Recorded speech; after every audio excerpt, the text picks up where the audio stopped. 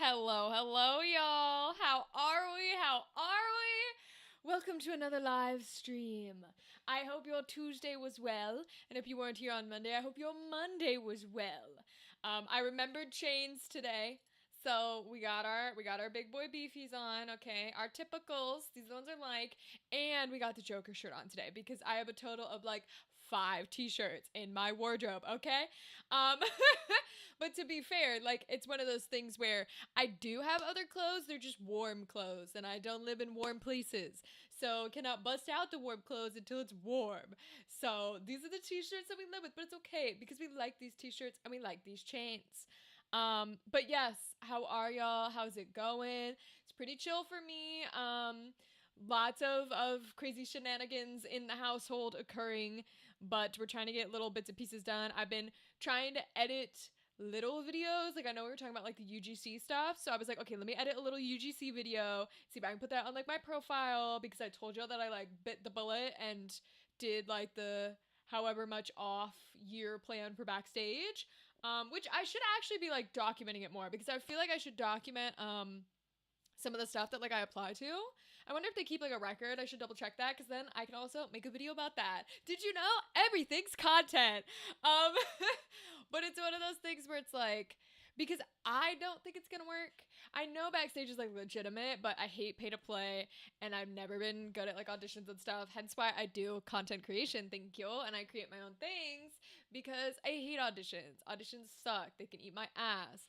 Um, but yeah, so we've been running around with that kind of jazz, mostly editing, and then playing. I grinded a little bit. I did a little bit, not a lot, not a huge crazy amount, but I know that we were kind of like only grinding on Monday because we didn't have like we're nowhere near the level to be able to continue the plot of the game because your girl doesn't like to do that, and we are playing on hard mode, which is fun. So I guess we could have put the actual like difficulty down lower, but I didn't think about that. So I did some battles. I got everybody up to level. I think I got everybody up to like level 7, level 8, somewhere around there, except Ramza, because you have to take Ramza in all the main fights. So I'm like, it's okay if he's like baby level 6 or whatever, which is still not close because I think the enemies are like level 15. But hopefully it's better. Maybe we'll see. Hi, Alex. Welcome. How are you, King? I checked out the stuff you put in the Discord server. I love the outfits. Let me pull it back up to remind myself, but the one that's like your current character, I think was the best. Yeah. I love that new character look. Like the red eyes matching sort of the bodysuit is fire. That one's really cool. Also, it's cool to see like the inner workings of how the game plays. Yeah, have you ever like there's a lot of games that have this style. Um and they've been around for like a long time. There because I used to be when like Facebook came out or whatever. It was a little past when Facebook came out, but like when I was like, that age when you get on the internet things. So like my like tween era thing when everybody gets in their social media stuff. The generation before me was like AIM and like instant messenger and MySpace. My generation was Facebook. I know, crazy.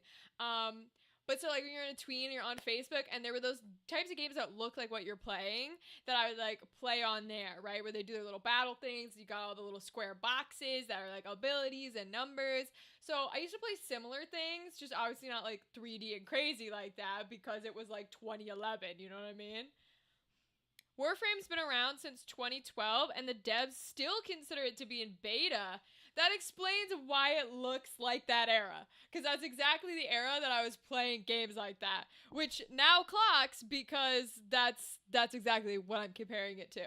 That's very funny. But no, I like those outfits. I like the characters that you sent.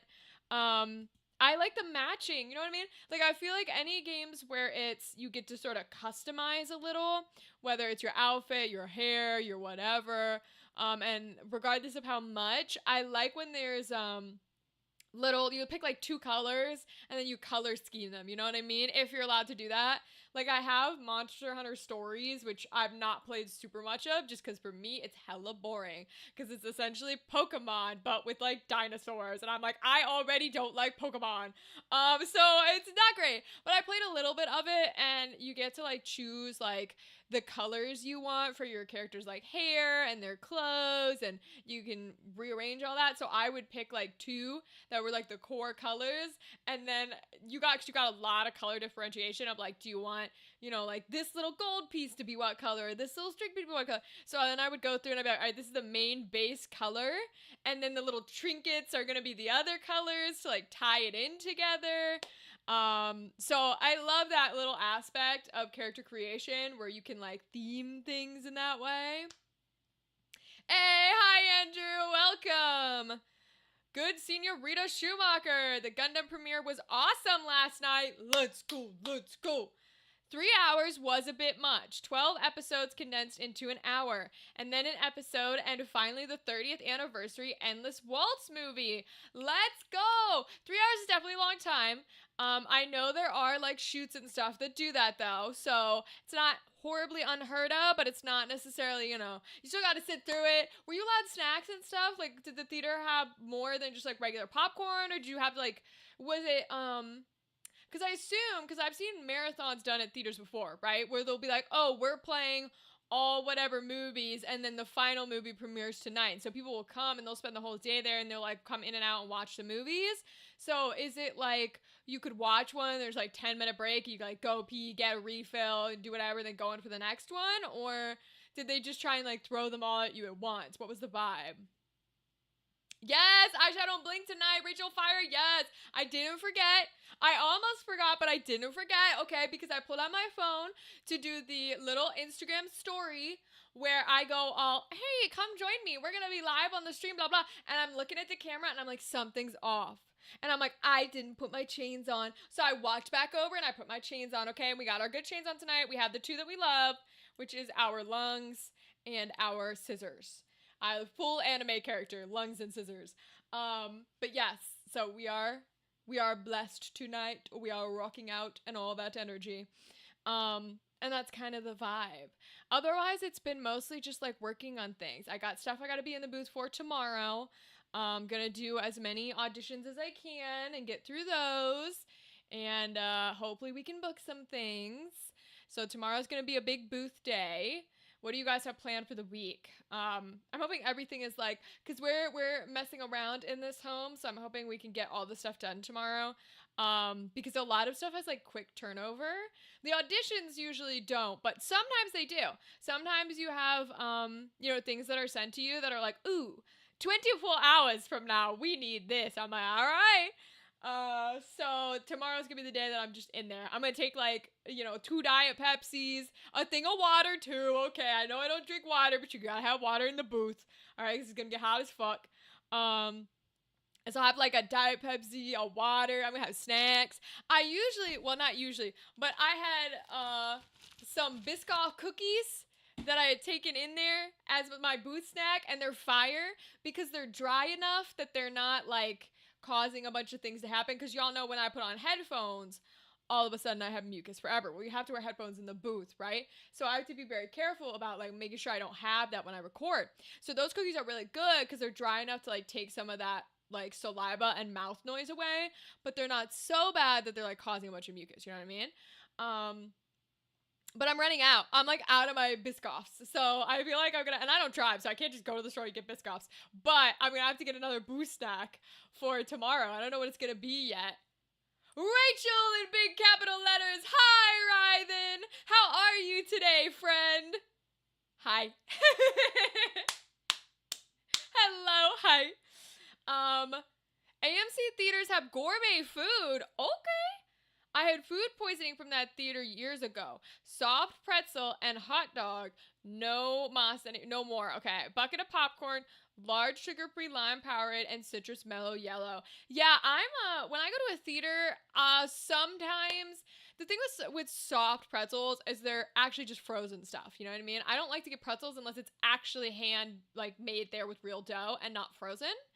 But so movie theaters, sometimes I'll get candy, but usually I'm just a popcorn gal because I love butter and I love salt, and it doesn't matter what the vessel is. French fry, potato chips, popcorn, it's the vessel for the salt and the butter, let's be real.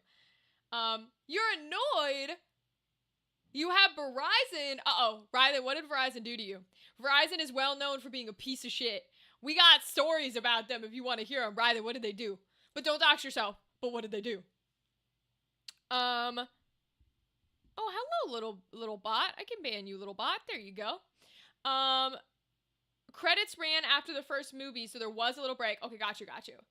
Hey, James, cool. Hey there, cool to see you live. I did your booth at Motor City Comic Con in Novi, and it was fun, and I loved the final product.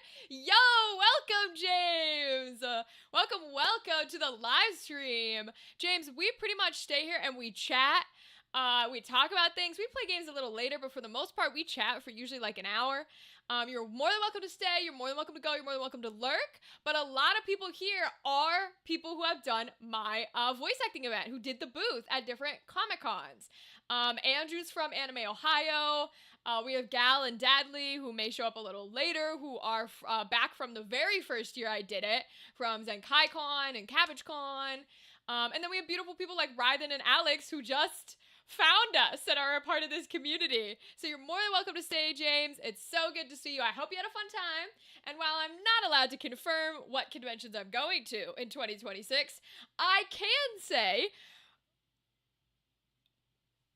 we are not going to less conventions than we went to in 2025. That's what I'm allowed to say, so take that as you will. Ooh, you have a power outage? Ooh, major outage? That sucks. That sucks, Ryden. I'm so sorry. Ooh, you got a streak. Yo! Ryden, you're on a 10 stream streak? I don't know if anybody has that streak. Ryden, you might be the only person with a 10 stream streak. That's crazy. Congratulations, yo. To be frank, I think I just stumbled upon your channel after watching the Candela VODs. I think so, Alex. Alex, actually, you are everyone's a lovely member of the community. Let me be clear. But Alex, you are one of the lovely people who came here after the Candela shows that we did. And I don't have a lot of people who are here from my original shows. So that's why I love when you pop in and you tell me about your games and you tell me about your D&D and you tell me about all these things, because I don't have a lot of people that came from that, you know what I mean? But everybody has their value. But yeah, you are one of our Candela people. You made me wish voice acting wasn't so remote these days. Something special about someone being right outside. I know, James. That's part of it where it's like, and I feel your pain because me as a person, I am a people person. Don't get me wrong. I'm a huge people person. I can't turn it off. I think it's a little obvious. But I am somebody where I don't, talk to people or chat with people, out of the blue, right? And I oftentimes will get messages and then be like, okay, great, I'll respond in that 5 minutes. Mark is read, and then it's gone. You know what I mean? I never do. Hello, welcome, Lyndon. How are you, my friend? I like your emojis. And so this whole thing about connecting with people is part of the reason I travel with my voice acting event, because it is such a singular thing, and personally, I think acting in general, performance in general, can be really singular, and you can feel like the world's against you. And so I love going out to talk to people and to bring my event to people, because I want people, you know what I mean? I like people. I want people to feel loved and appreciated and communicated with. That's why I do the live streams too, because everybody in this community is a fabulous person. So, and I wanted that anybody who wanted that connection could be here when we stream and when we make content. You're good. I'm glad to hear it, Lyndon. Yeah, were you saying same to not answering messages? Because I do it. And I feel so bad because I never mean to, but I do it all the time. You can't call or text anyone, Ryden?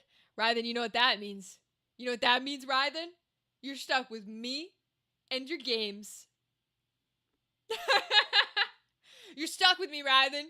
I got you for 3 hours. You better take out some glue because you're stuck. Yeah, I get nervous sometimes. Same, Lyndon. And like, it's an interesting thing because that's true. Rythan found me through the Spooktober jams. That's right. That's true because we played Rythan's video game. So, Rythan, I need to do more of that. We need to do more of that. I gotta play more games because I love the Spooktober game jam.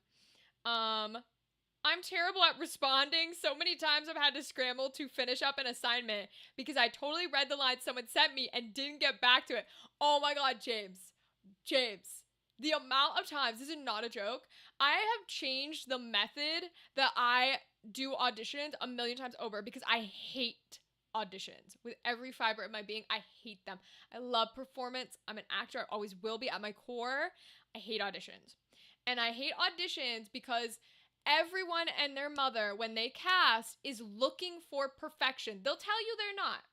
They'll tell you they only care about the acting. They'll tell you they just want to hear passion. They'll tell you they don't have a predisposition idea of how they want a character to sound, look, whatever. They do. They do. They just say they don't because they shouldn't, but they do. Everyone does. We all have our biases. And so I hate auditions because you are supposed to be perfect in the audition. I'm like, that's not how this works. Ha! And it drives me crazy. But yes, I totally get it. I will record things, and I've had to change the process where now what I do is I go into my booth and I record everything. I record as many auditions as I can get through. Everything I can do in that booth, I do in that booth. And I don't send anything. I do not send a single thing. I just record as much as possible. I save them all in different folders. I do whatever. Then I leave the booth. I make myself food. I put on a YouTube video. I get in a nice comfy chair position with my cat on my lap. And I go through all the casting calls and I upload files and I send them.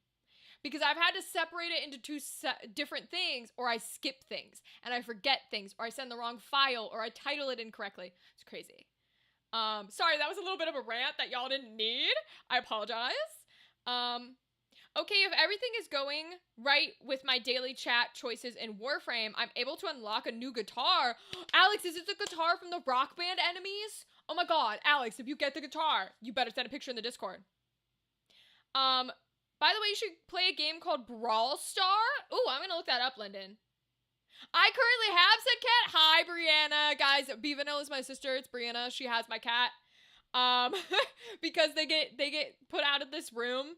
Otherwise, they will be all up in here. And I don't make money from the live streams.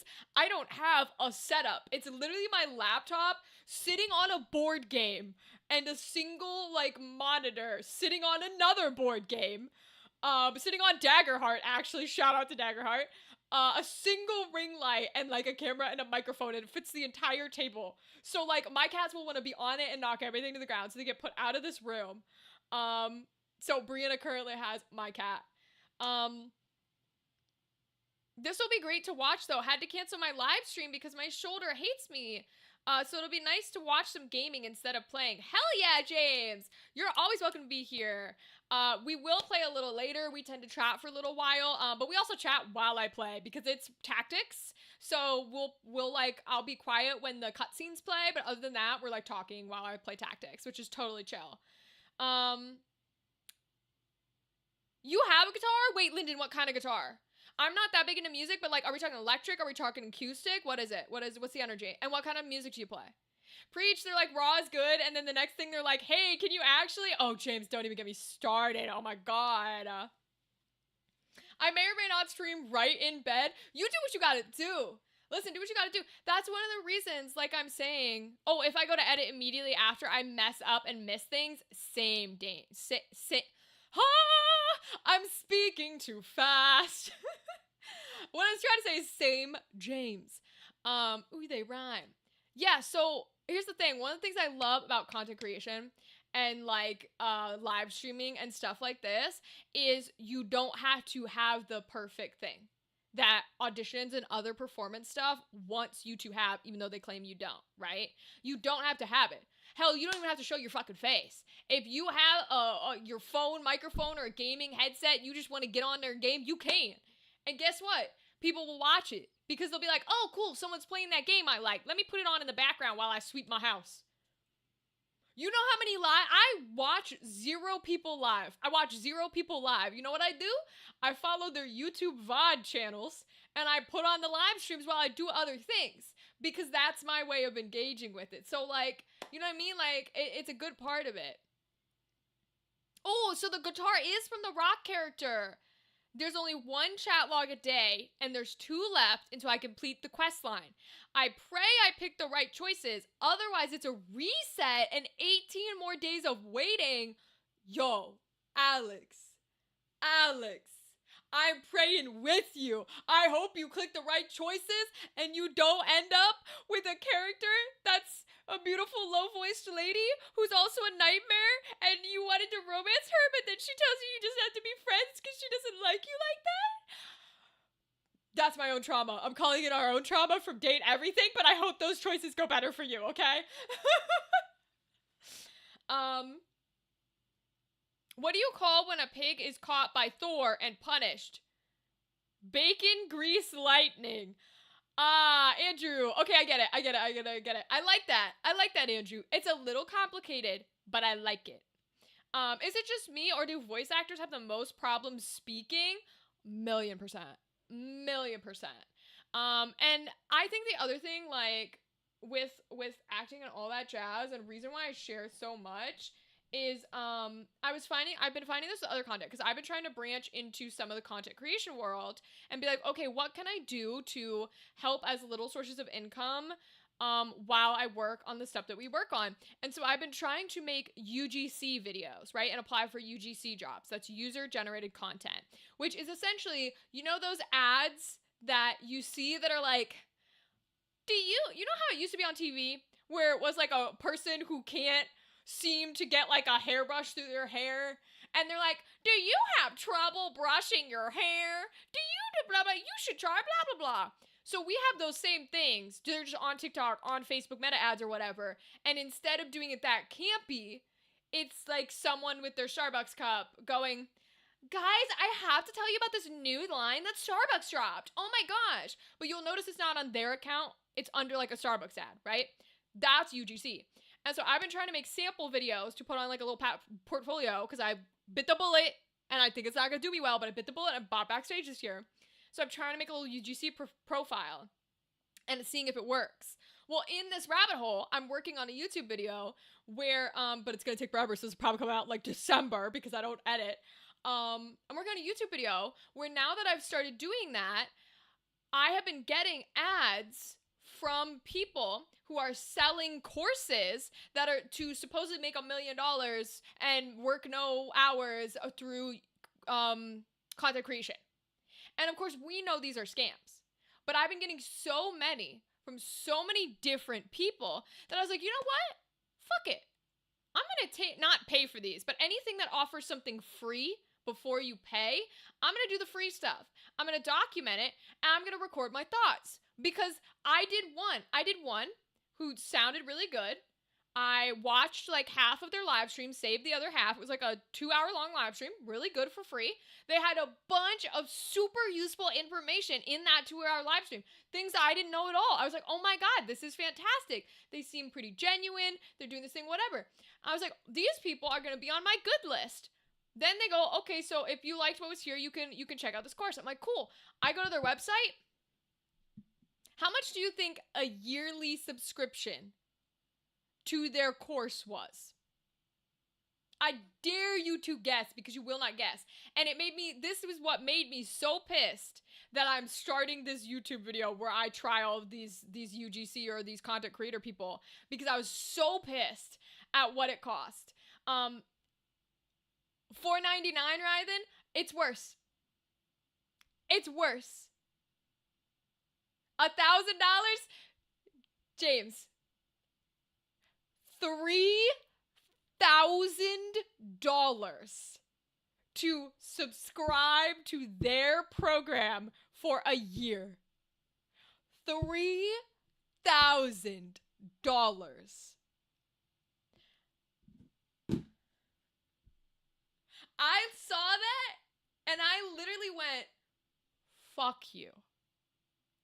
it made me so mad that I'm going to make a YouTube video out of all these fucking scammers. Because I'm pissed about it. Because I've been in that scenario, and I know you guys are typing in chat, and I will answer it, but now I'm on a little bit of a rant. We have all fallen for something. Regardless of what it is, we have all gone, I am struggling, I need help, I know it sounds too easy to be true, but I'm going to do this thing. And it backfires, because we knew we shouldn't have done it, but we were struggling so much that we didn't know how to find answers, right? And so the idea that someone can be like, yeah, you can totally make your whole income off of this. I know you might not have a job, or maybe you have to quit your real job, or don't you want to be able to do something easy and like spend time with your family? Just pay us $3,000 that you don't have, and you'll definitely make it back. Sorry, if all of these people are making hundreds of thousands of dollars off of your course and your information, why do you need $3,000 from each customer? Is it because they're not making that?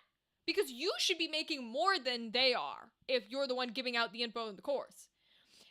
For $3,000 cheap car for that? Exactly, Andrew. It made me so angry because you're preying on people who are desperate.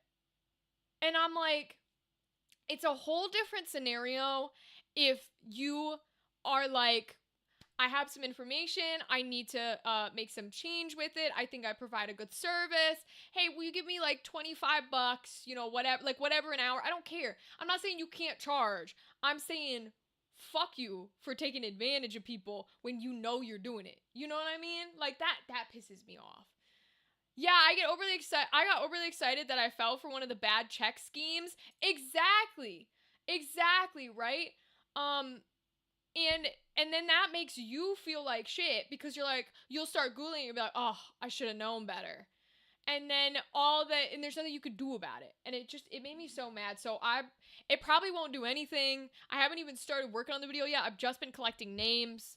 But I do want to make one. And I'm fervent that I'm going to make it. So at some point it'll be out. We'll see how it goes. Okay, let me go back up to the chat. Sadly, you cannot romance the Brock character or anyone from his faction. But I can, and I'm currently dating a person from each of the other two proto-frame factions. I support you, Alex. Of course you can't have the rocker. Nobody can have the rocker. But I support you dating the other people.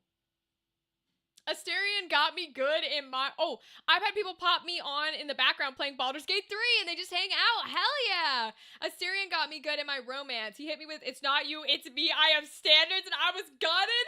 James, you've also had the experience. Oh my God. Isn't it terrible when a fictional game character tells you they don't want to romance you? Oh, worst time of my life. Oh my God.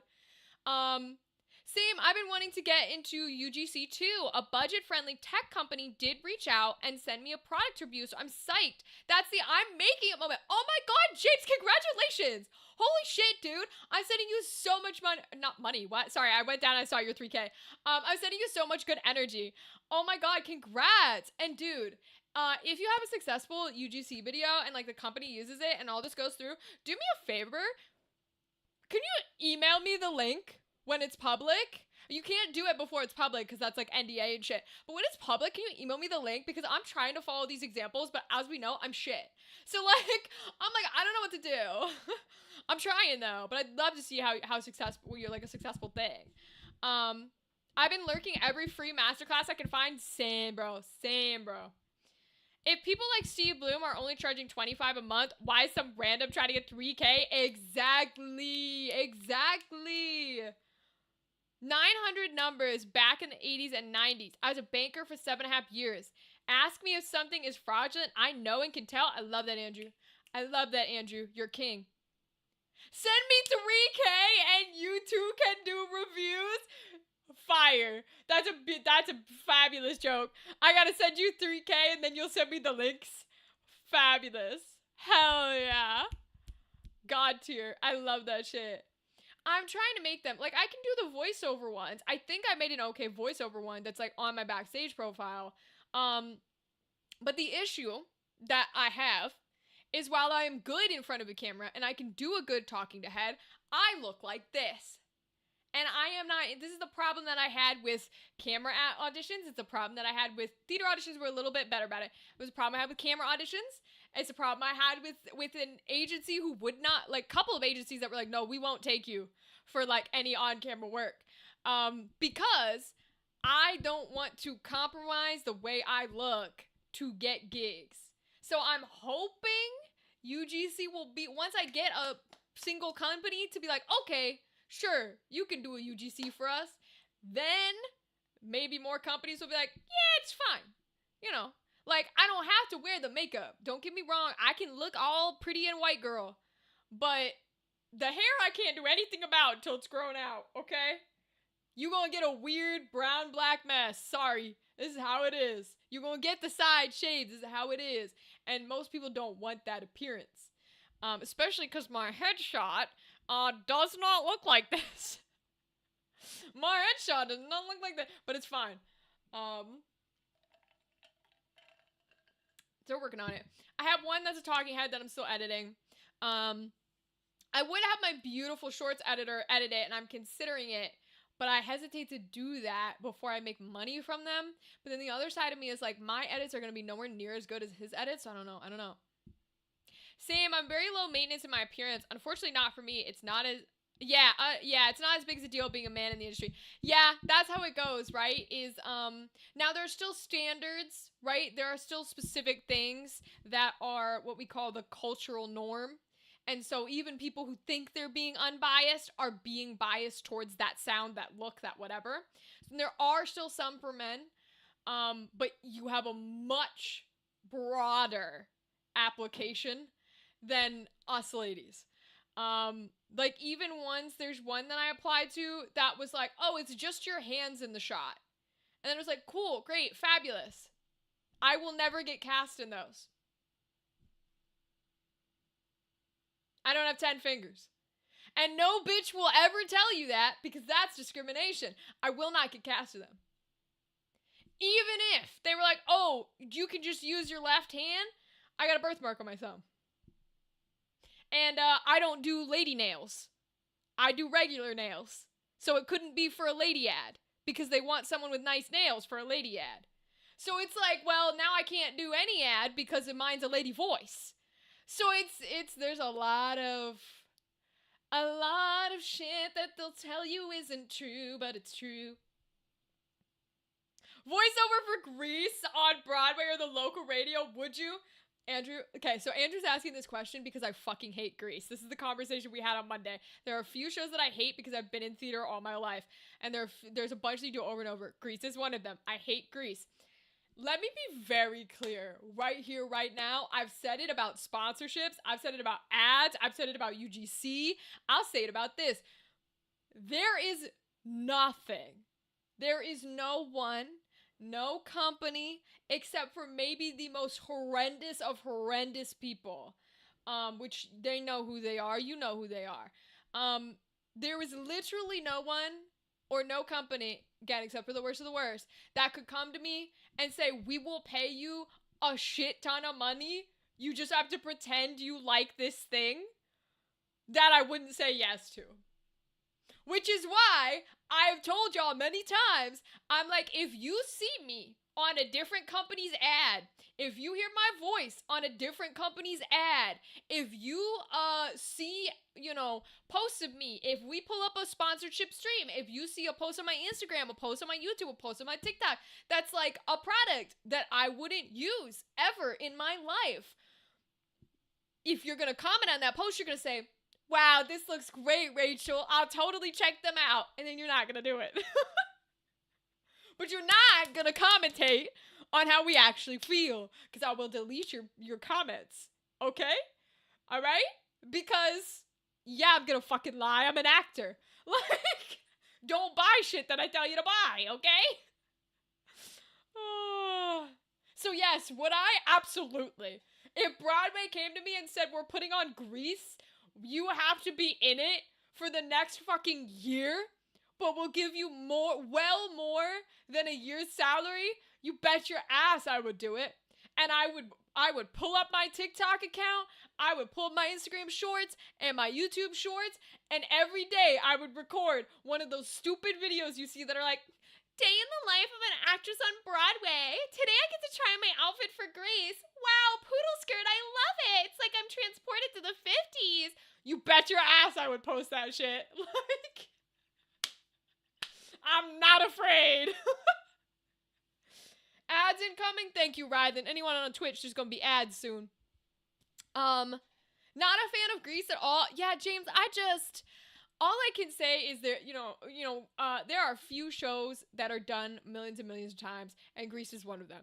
And long conversation short of what I said on Wednesday was, they have to do that. Theaters have to put on the same shows over and over, and the same old shows over and over, because the people paying for that theater to be open by buying tickets, by putting their kids in classes, by getting, whatever, are the old people who like those shows. So they have to. It's just annoying when you are in theater, because I want to be in shows that are fun.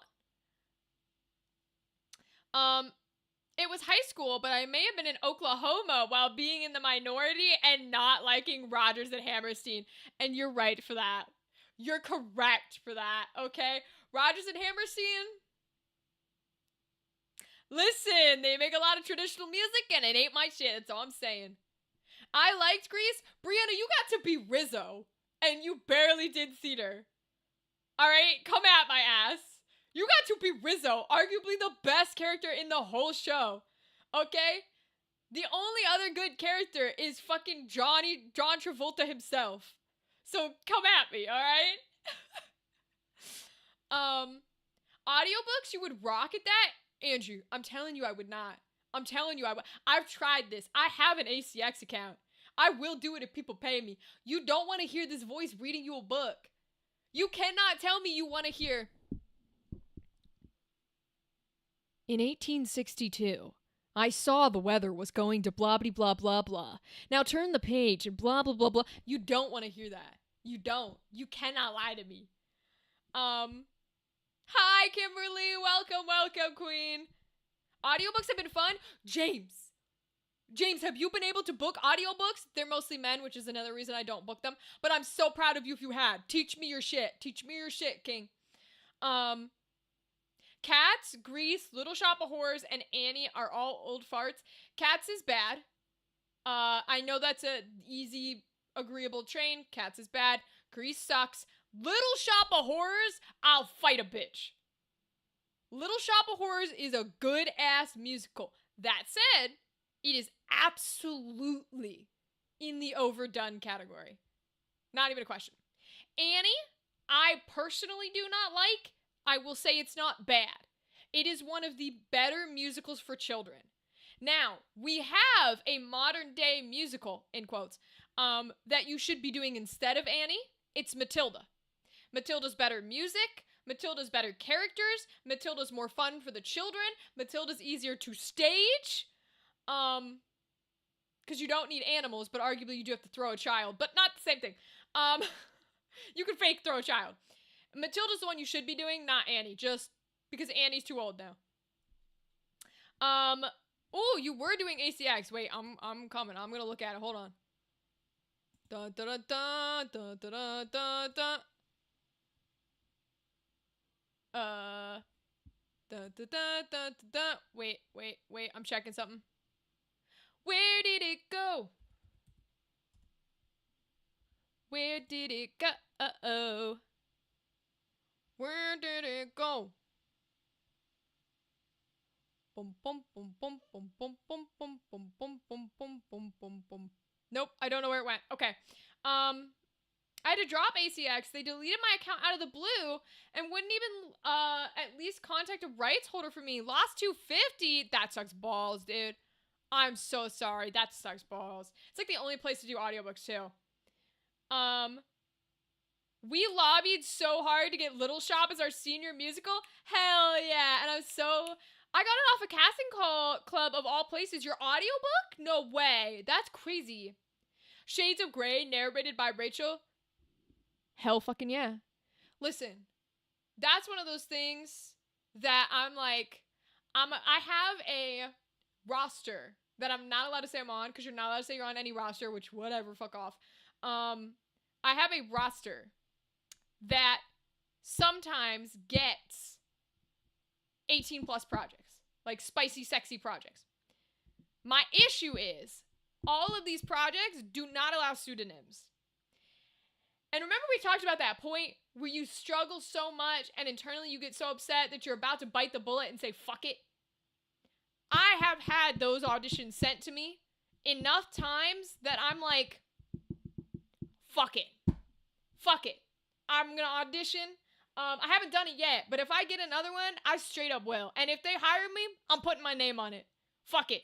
You know what I mean? Like, if that's my way into the industry, I'll do it. I don't give a shit. Will it come with its own stigma? Sure. But if it's going to get me paid and booked and blessed, hell yeah, bitch. Life goal is to play Audrey too. James, I support you.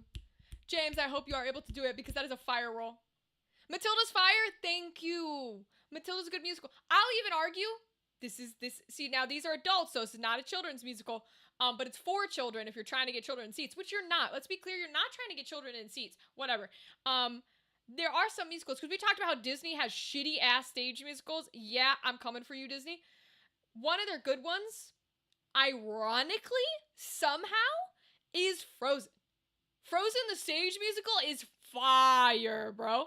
And maybe it's because the movie itself was written by actual professionals. I don't fucking know. But it's so good. So good. Hello, random. Welcome. Yes, audiobooks. For the longest, I thought for sure it was a scam. Turned out to be legit. But man, the words that the author used, he hated voice actors, tongue twisters galore. I gotta admit, that's me when I write. That is genuinely me when I write. Yes, I agree with Rachel. Thank you, Kimberly. Sometimes I do write. Sometimes I and I don't remember what my AO3 account name or password is. So it's always fun to get back in there. But sometimes I do pop on there. And I am writing little paragraphs every once in a while. I write little chapters. I'll never say what it is because I don't know. But when I remember it, I pop on and I do write. And I do write exactly like that. I'm a dramatic ass writer, bro. I just love it. It's part of my soul. OMG, I still can't fathom how they do the magic dress switch and let it go. It's my favorite thing ever. So I watched this with some family members, and I loved them because they were like, wait, how did they do that? And I was like, do you want me to replay it? And they're like, yes. And so I got to replay the whole song. I love it. So the way that they do it, I'm going to spoil it, but it's okay because it's fantastic. It's like knowing magic, you know what I mean? The way that they do it, instead of a normal quick change, because there is such a thing as regular quick change that magicians do and quick change artists do all the time. It is not a regular quick change. For those who don't know, regular quick changes, 99.9% of the time, is you have a very thin outer layer of that looks like whatever you want the outer layer to look like, even though that's not the actual garment, right? So if the garment's supposed to have bits and baubles on it, it's almost like screen printed. There's nothing there. If you were to touch it, there's nothing there. It's just flat. And then what happens is there's a tiny little piece that essentially is holding all of it together, and you do a motion so quickly while you're moving that it drops all of the pieces so that they go down with gravity. And to cover it and reveal the outfit underneath, which is actually the strong outfit. So that's generally what quick change is. But in Frozen, that's not what they do. They make it fucking crazy because they're theater people. So what they do is, you'll notice that in most productions, or at least the Broadway pro shot of it, if you've seen the Disney one, she is standing on a platform with stairs that represent the right in front of stairs that is the castle, the ice castle, right?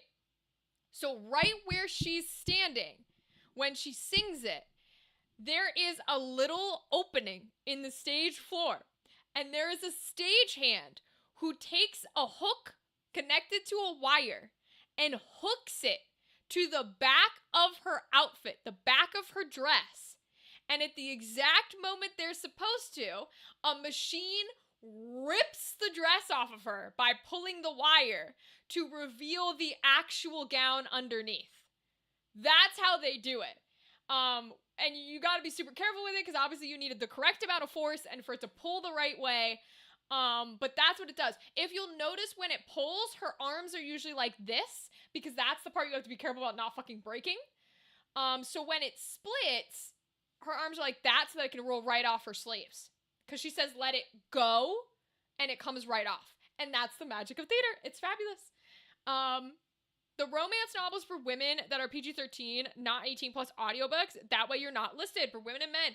Andrew, you got a point. You got a point, because I feel like I could do those books for sure. Quick change. You can stamp black clothing and make it look like armor. You could do that too. Absolutely. It's always interesting to see how people do like the beast too, the beast transformation. Because that's why the beast, in my opinion, always looks hysterical.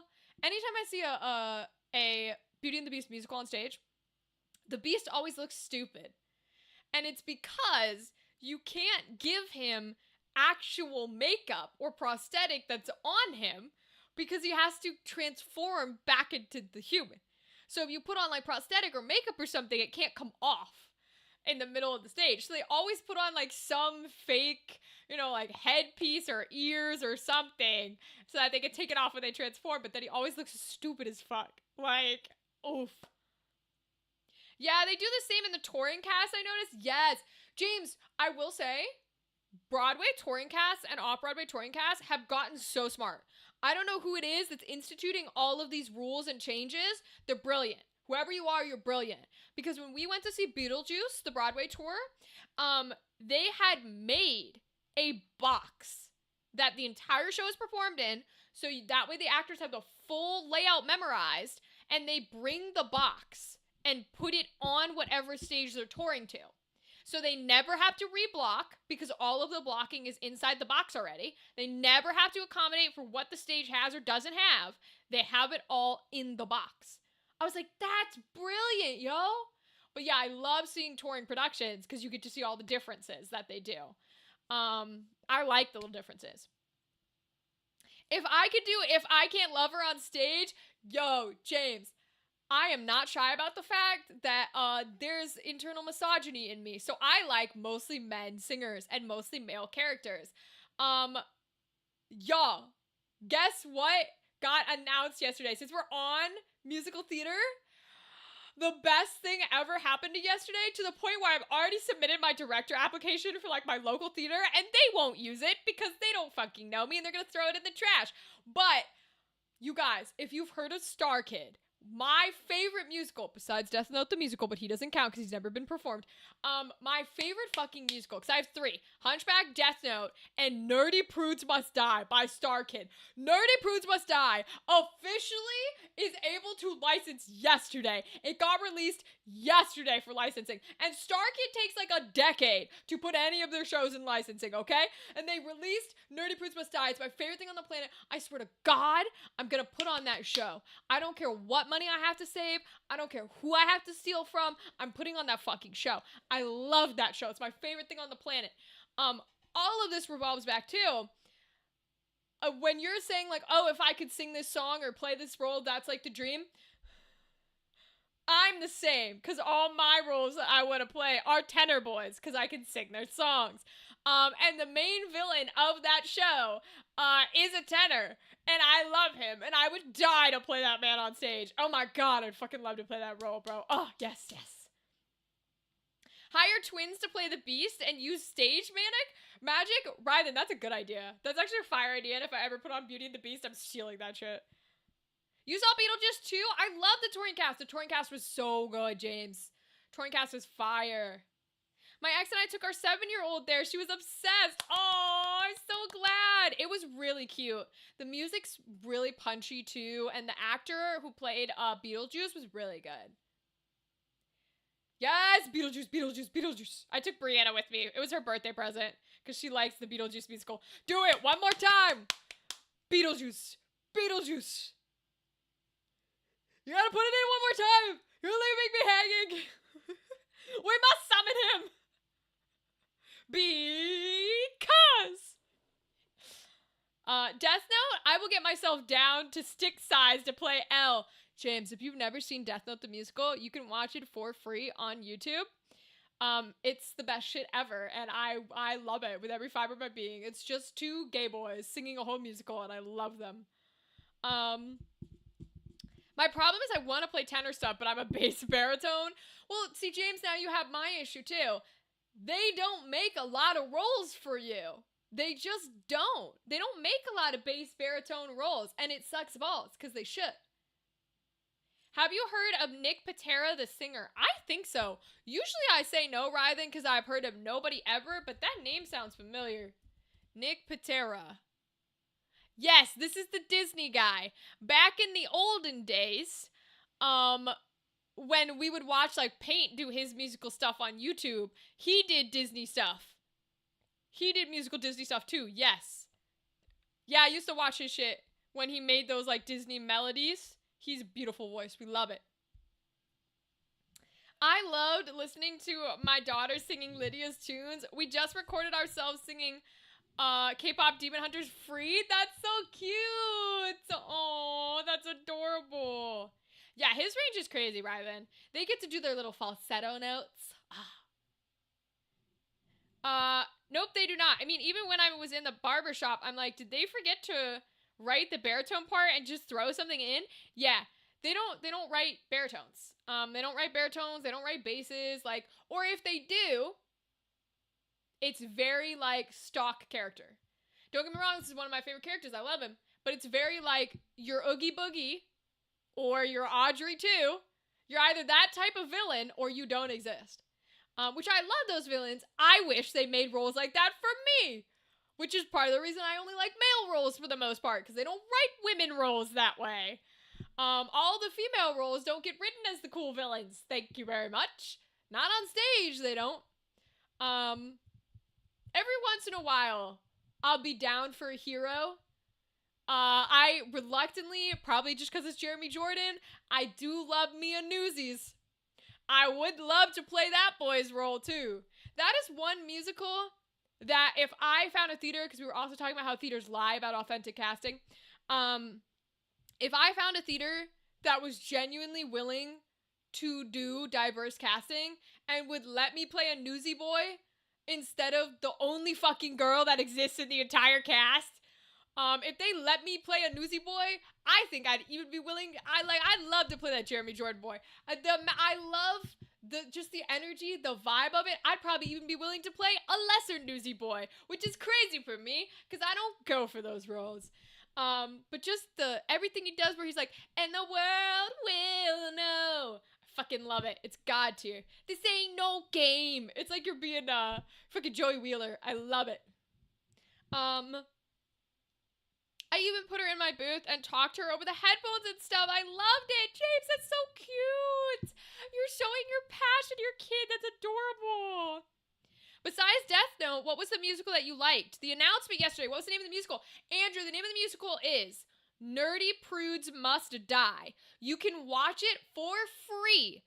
The original, official, professional production by Star Kid. Star Kid is a well-known, famous, independent musical company. They are a cast of people who write their own shows, produce their own shows, cast their own shows, and then do a period to fund back up the money where they'll perform them live at stages in California. And then after like a month of getting those ticket sales, they will release them for free on YouTube. Every single show they've ever done is for free on YouTube. You can watch the whole thing. They're incredible.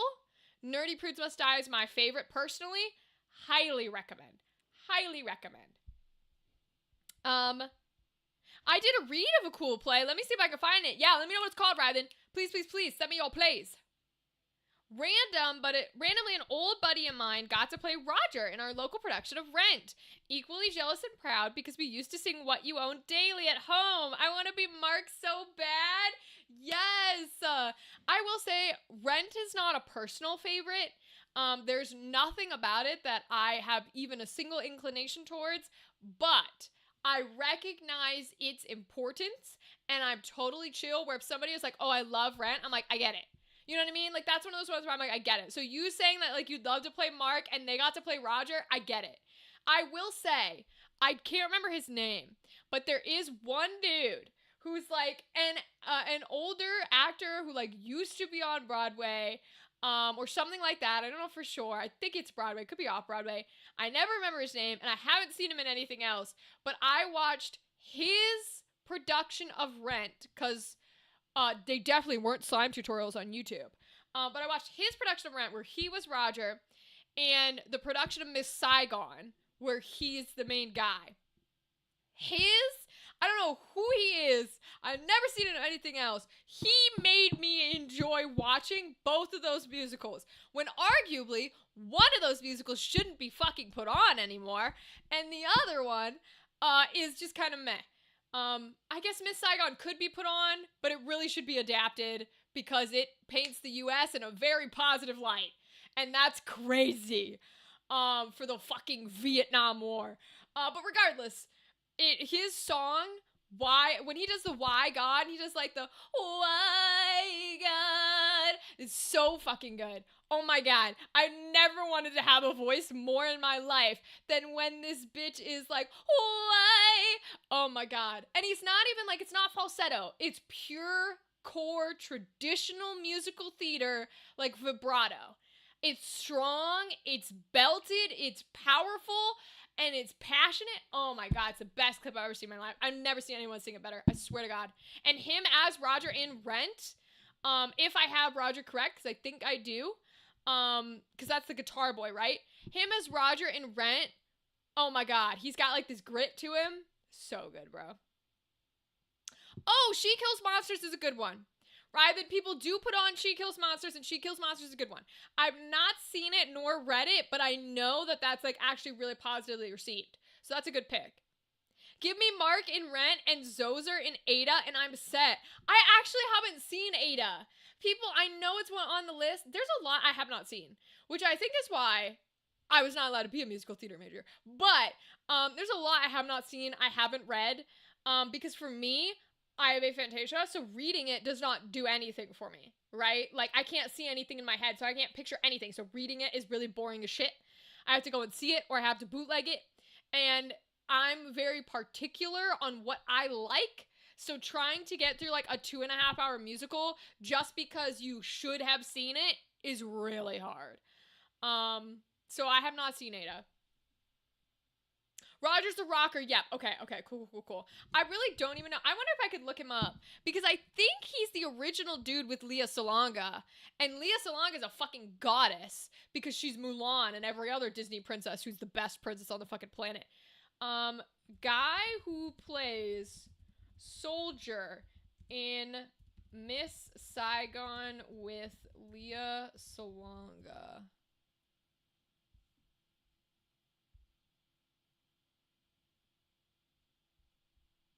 Versatile Welsh actor. Is it this guy? I thought his name was a W for some reason. Nope, it's definitely not him. So maybe it's not with Lea. Who is it with then? I'm about to look up the oh, it's definitely not with Lea. Oh, damn.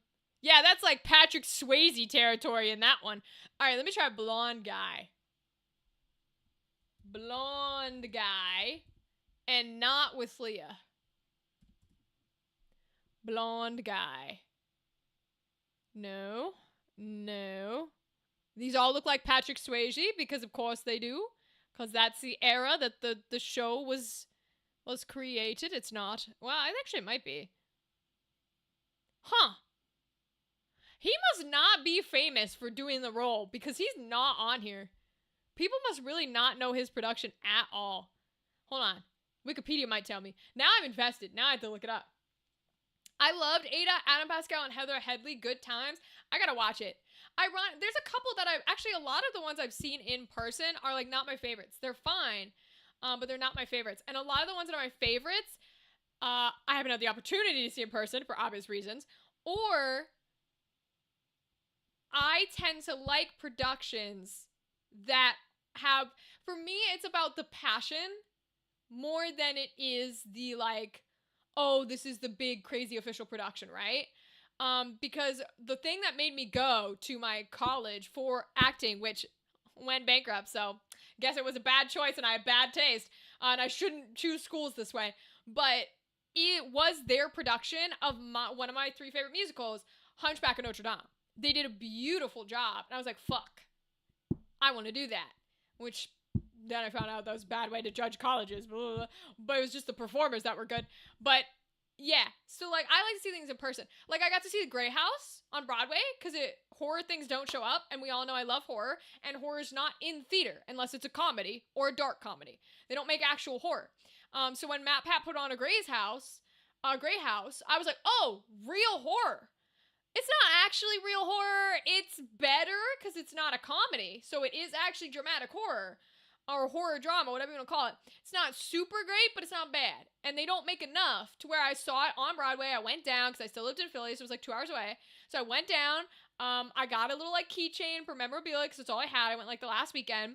And I saw it in a good seat on stage, and it was good. Might not be my shit, but it was good. And there's not a lot of horror on stage. And I thought for that, they did well. I've also seen Hadestown, which I know is people's favorites. I saw Hadestown on Broadway. Not really my thing. To be fair, I was a little butthurt, and I still am a little butthurt, because I specifically went to see Patrick Page as Hades, and the performance I went to, he wasn't Hades. Which it makes me mad that they don't tell you those things ahead of time. I know they can't always do that. But I went for him, and he wasn't there. The guy who played him was great, but it wasn't particularly my style of musical. I liked the music and everything, but it was felt too much like an epic, which it is, and I don't care for epics. Or Epic, the musical. I don't mind Epic, the musical. Some of it's like, some of it's good, but epics in general isn't a storytelling thing. You have news! Rythan, what's your news? Rythan, what's your news? We need a proper search engine these days where you can literally just be like, hey, who was that one guy in the one thing? Unfortunately, what you're looking for to answer that is AI. You just have to take it with a grain of salt. We don't want to use it, but that is what the AI search engine stuff is for. So read it and then actually click on a link. It's Elton John and Tim Rice, so the album without even seeing the play is amazing. Which album? Oh, Ada? Okay, good to know, good to know. I get to play in a D&D game, normally a Forever DM this weekend. Rythan, congratulations! Rythan, what are you playing? What's your character and what's your class? I'm gonna guess. What kind of a class do I think you are? I think you're a warlock. You feel like a warlock person to me. That's what I'm guessing. At my university's theater in Meadowbrook, they did a Little Shop, and Seymour actually got into theater because he saw a Little Shop at Meadowbrook in junior high. I love the full circle moment. That's so cute. I love it. Unfortunately, that can't happen with me because 2 reasons. Again, I like male roles. So my ideal role in Hunchback is Quasimodo. And actually, it's Frollo, but I cannot sing Frollo. Absolutely fucking not. And you cannot change that man to a tenor. Holy shit. So actually, it's Frollo. But I can't play him. So Quasimodo. Because Quasimodo's Made of Stone song, I can hit every note, and I fucking love that song. It's my favorite song, like, ever. But I cannot play him. For good reason, even though it hurts my heart and my core and my soul, we are now authentically casting the role of Quasimodo. So deaf actors play Quasimodo. I am not deaf. So I cannot play Quasimodo. Now, in theory, I could still sing Quasimodo, because you cast a deaf actor, and then you cast a singer as the gargoyle who sings and speaks for him. Which still hurts my heart, but I'm glad they're doing it. You know what I mean? It's the conflict of I'm glad we're doing that, even if it hurts me. I still need to get to watch a Broadway show. The hype is only halfway real. The hype is real if you genuinely enjoy theater. Like, theater will always be a piece of me that I can go see a fucking 3-year-old's production of How to Tie Your Shoes, and I will have the time of my life, because theater is such an important part of who I am. But if you're not a huge theater person, where you could walk into a random show and enjoy the random show and be okay with spending $150 on a show that's not your favorite, then Broadway's not worth the hype. But if you're okay with that, then it's fine. Nerdy Princess Star is superb. Just watched it. That's funny, Andrew. That is very, very funny. But it is good. I recommend watching the whole thing. It's very, very good. Did you watch it like 10 times speed? Congrats. I'm also forever DM. My newest campaign, I get a DMPC. Oh, yay, DMPCs. I've played warlocks before. I also love archers, but I'll be going with the safe elf wizard, a support caster. Interesting. Okay, so I got a little bit of your energy because you have played warlocks before. I've not played a warlock yet. I've technically played a wizard, but I only play in one-shots because I'm mean. That is the one, we all have our flaws. My big flaw is I'm a selfish bitch. And so I'm not a good player. I'm just not. And so I try to only put myself in one-shots or very short shows, like 3 episodes, 6 episodes, etc., because I don't enjoy playing with most people. And I don't enjoy the way most people DM. Because I sit there and I go, fine. Yeah, okay, whatever. Yeah, sure. Yep, go ahead. Right? And that's a flaw that I have. I'm not looking to change it. I'm working around it. But so I played like a wizard once and I kind of enjoyed the spells. But what I do want to do is play more Daggerheart. Because I have a build in Daggerheart I want to play, and also I want to GM Daggerheart. But I struggle. I want to put myself on start playing, but I'm nervous because, like I just said, I worry that I can't do a casual game. But I feel like Game Master would be different. I don't know. Because I'm usually a Game Master, and I like Game Mastering. 6 has become a guilty pleasure, though I will admit, Heart of Stone gets me to tears. Yes! 6 is chill. I also saw the official production of 6. Wow, James, this is very funny. I was in England when 6 was on the West End. So I saw 6. I enjoyed it. It's not my thing, but I understand why people were hyped about it. I understand why people liked it. And it was fun in there. For me, it was too concert. It was a little too concerty, and I know that's the point, but not my energy. If I'm there for a show, I want a show, you know what I mean? But I do get it. Yep, I will watch any theater. There's a local theater that's just a black box, and I love watching those. No scaffolding, no big sets, just the actor and a couple props. Yes! When I lived in Philly, I said this on Monday, but shout out to the Lantern Theater, because we were talking about Bertolt Brecht, and I won't get back into Bertolt Brecht. But he's essentially a literal creator of a genre of theater that most people hate, and for good reason.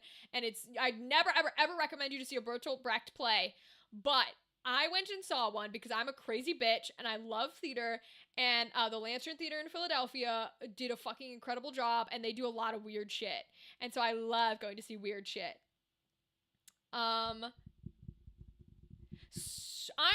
Wait, I'm too far up. I'm obsessed with my Dwarf War Cleric, but that campaign fizzled out. Ooh, clerics are fun. Clerics are very fun. I'm watching the Yard play D&D, and Nick is a grave cleric. And Dave B. Walters is the GM. He's fabulous. And he constantly has to remind him, like, just a reminder, if you heal somebody, you do the maximum health. So go heal. You're a cleric. And I was like, yes, Dave. I love it. This is going to be a one-shot. I might change the character and save the wizard for later. Ooh. What's the one-shot about, Rythan? You have to tell me plot. You cannot leave me hanging. What's the one-shot about? As far as you know, of course. I'm a rule of cool DM. It's all about the players, not the rules, and certainly not for me as a DM. Yeah, I am a rule of cool game master, but I've never game mastered a casual game, which is why I'm a little nervous. I want to start playing and just say, listen, $5 to do a one-shot, because I need experience casually game mastering. Because I create shows, right? We do our original shows here. I've done 2. I have a 3rd that I want to do so fucking badly, but it's so goddamn expensive. Working on it, you guys. I get microphones to test out on Saturday. I'm working on it. And lights too. Next Monday, y'all have to tell me if our lights look better, because I've got new lights coming. They're still like cheap Amazon fuckers, but they're supposed to be better than a ring light, so we're gonna try it. But I'm so used to having a show and having actors that I'm nervous for myself, but I do want to try, because I think it'd be fun. The poppy stuff usually doesn't get me, but man, Heart of Stone, yeah, that's fair, James, that's fair. I don't have issues with most players, but finding a good GM is a challenge. That's why we were doing the one shot before committing. Right? I think that's a good way to do it. I always think doing one shots with somebody is a good way to do it, just to figure out what it is. And it's so funny to me because I hear this all the time. Like, I watch Eldritch Pod Blast. I talk to other people who are in, like, D&D or whatever. I hear all the time that it's like there's a GM shortage and it's hard to find GMs. And I'm sitting here as in a weird predicament because not only am I not a good player, I don't enjoy being a player very much. I am a forever DM who wants to be a forever DM. And yet I'm nervous about filling one of those slots that people are like, we need game masters, they're nowhere to be found. I'm nervous about filling one of those slots. Because I'm like, well, I would love to do that, and I really only want to be a game master. I don't want to be a player. And yet, I worry because I don't want to be one of those game masters that people don't like. So maybe I just need to suck it up and do it, you know? I read books fast. When it comes to musicals, I speed through each song. Regular speed, just watching a minute or two. Final 3 minutes, I did not race through. Oh, I got you. New D&D thing I watched was Deborah Ann Wool's Tales from Wood Creek. No, I know her name. I've been seeing a few clips. I haven't watched it. D&D meets Escape Room. It was so fun. James, my favorite, besides Campaign 4 of Critical Role, because Brennan Lee Mulligan is fucking God. I can't wait for it to be back tomorrow. My favorite is Project Ghostlight. They do a Vampire the Masquerade show called Private Nightmares. That's how I want my show to be. But unfortunately, I don't have the money for it. So I might suck it up and do our usual home game style. It's going to depend. We'll see how busy I am. But I've been sitting on a show that we created as a community that is a Catholic horror for a year. This is going on year 2 because I want to do it in a really cool way. I don't know what the one shot is about. Ooh, really? You're going in blind? Interesting. Newer lights? I don't think they're newer brand, but yes, I get the joke. I'm weird too and actually love DMing instead. Y'all players are stuck with one character. I get a million. James, part of the, when you know yourself and you know things that you struggle with, part of the thing about me that makes me a better game master, I am a control freak. I don't like, when I'm a player, I want to fully give away control because to me, it's more fun to be the person that pushes the red button. And I literally hand to my GM. I will literally hand my GM my entire, like, hey, here's the character I built. I have no backstory, no family, no friends, no nothing. You do it. And if something comes up in game where we find an NPC that literally goes, my brother? I will literally go, yes, my brother, what are you doing here? And I'll let you run it because I don't want to do that. I have absolutely no interest in any of that, which is another reason I'm a bad player because I give it to the GM. I'm like, you do it. I don't want it. I'll go with whatever you go with, because I'm an improver. But as a game master, I love having all that power. I'm like, the plot's going here, the choices are going here, and because I'm an improver, even though you don't have control, you kind of do. You just have to do it in a way that makes the players feel like they're in control, right? Because you are the arbiter of the story. I don't make a sandbox game. If you want to go keep an NPC, that's fine. I'll figure out a way he dies. Like, I don't know. It gives you a lot more control, and so it makes me more comfortable when I'm game mastering. I'm a devious GM. In what way, rather than? In what way? I gotta know. I tell people it's great voice acting practice, too. Having to improv in voices and switch rapidly as a DM is great. It's true. It's true.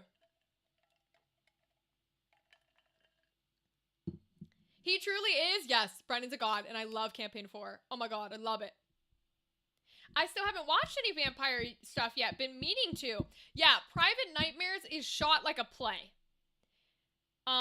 Like an improv performance. They get up, they walk around, they are literally on a stage, sitting in couches, there's no tables. Alexander Ward's the game master, Abria's a player. Louise is a player. Mayana's a player. I never remember her name, but there's a fourth girl who's amazing. And there's Xander, I think is the last guy. So it's a stacked table. Abria and Louise, when they're both present, play fucking flirty lovers. It's the best thing you've ever seen in your life. The two of them biting each other back and forth, quite literally because they're vampires, god tier. And Alexander Ward is one of the people I look up to a shit ton because I want to be him. He's a fabulous game master who, like, lurks over everybody in the little vampiriness. That's the way I want to shoot our next show. But I've been quoted thousands of dollars, so that's not happening. So we'll have to suck it up and do it a different way. I'm the other way. I tell my players I only want your backstory. Doesn't have to be a ton, but I love tailoring my campaign to incorporate their stories. Yeah, so I do that when I game master. Is I'll bring in people's stories and, like, tailor them to the thing that I'm playing, but I haven't done a full campaign. In the shows that we do, we as a community, like on the live stream, create the plot. So, and I've only worked with actors. So what I have is I have a plot and I have specific things that are like, these are the non-negotiables. Everything else, the players get to choose and I'll run with, and we can roll within the game. But, like, for example, a lot of people will pick a BBEG, and they're not going to change the fact that that's the BBEG. So for me, I will probably have some sort of core point that is just the truth, and that truth will not change. Everything around it can. Whether it's a BBEG, whether it's a lie that they've been told, whether it's an NPC that, you know, has to die, whatever it is, there'll be a singular truth that does not change, and then everything else can be mixed in. I tend to play with people's personalities, because what I want when people create a character is I want your personality. You can give me a backstory, but I'm probably not incorporating it. What I want is your core. If you're an impulsive character whose your backstory is that, you know, you made a mistake and you got your whole troop killed, I'm going to bring that in, but not in a plot way. What's going to happen is there's going to be an NPC who has the ability to create, like, illusions, and they're going to make illusions of your former troop that all got murdered because you were impulsive. So I'm bringing in those characteristics without changing the plot line. That's the way I tend to DM. I've made players cry and lose sleep. Yo, same. In both of our shows, I have made people fucking sob. But that's also the point. I don't do comedy stuff or casual stuff, right? Our shows are horrific. They're meant to be dramatic. They're meant to make you cry. So that's a little different from me. For you, that's fire. Hey, Theta, welcome! Welcome, Theta. How are you, King? You came in while we're talking about game mastering and DMing. Also, hi, Little Happy. DMs are service tops, the internet, paraphrasing Brandon Lee Mulligan, and he's right. DMs are service tops. It's true. It's absolutely true. Just got the notification the animation is coming along for the first indie animation I'm in. Yay! Congratulations, James! You're probably not allowed to say what it is, but when it's released, either pop it in our Discord or come in here and tell me because I want to watch it. I have the biggest crush on Abria. She's a god. She's a god. And her and Alex Ward and Matthew Mercer being at the same table, because they're the next table that's up. This, tomorrow, ends the soldier table for campaign 4, and then next week, we're pretty sure is going to move to the Matt, Abria, Alex, and Ashley table. Which most people are the most excited about because Alex just created a little fucking dweeb. And most people in a fandom like dweebs. I get it. They like their cute dweebs. He's not particularly my taste. Alright? I'm there for the disgusting people. And to see if Ashley Johnson can keep up Valus, because Valus is fire. So it won't be my favorite table. But also, it's going to be incredible because it's fucking Alexander Ward and Abria. And Matthew Mercer and Ashley Johnson. Like, love it. I just lost my whole train of thought because I was thinking of other actors that I like, and I thought to one that I've met I don't know that I'm allowed to say where or how I've met them, but I've met them and they were sweet and lovely. And I wasn't allowed to say that I knew them because it wasn't public and it would have brought crowds, but they were sweet and lovely. My favorite to do as a DM is no prep sessions. Sometimes I don't even have the BBEG. Ooh, that's fun. I love that. I've never done that. I'm well, thank you. Good, Theta. I'm glad. Oh, I can. It's from Inky's animation. Oh, hell yeah. Let me look it up. Oh, I still have the Miss Saigon up here because I was trying to find who that actor is. Wait, hold on. Production history. Cast. Oh, they don't have a very big cast list here. Okay, alright. Simon Winifred, Jared Remy, Alistair, and oh. Oh, it has not toured much, huh? Is it this guy? Hold on, I'm looking it up. No, he's old.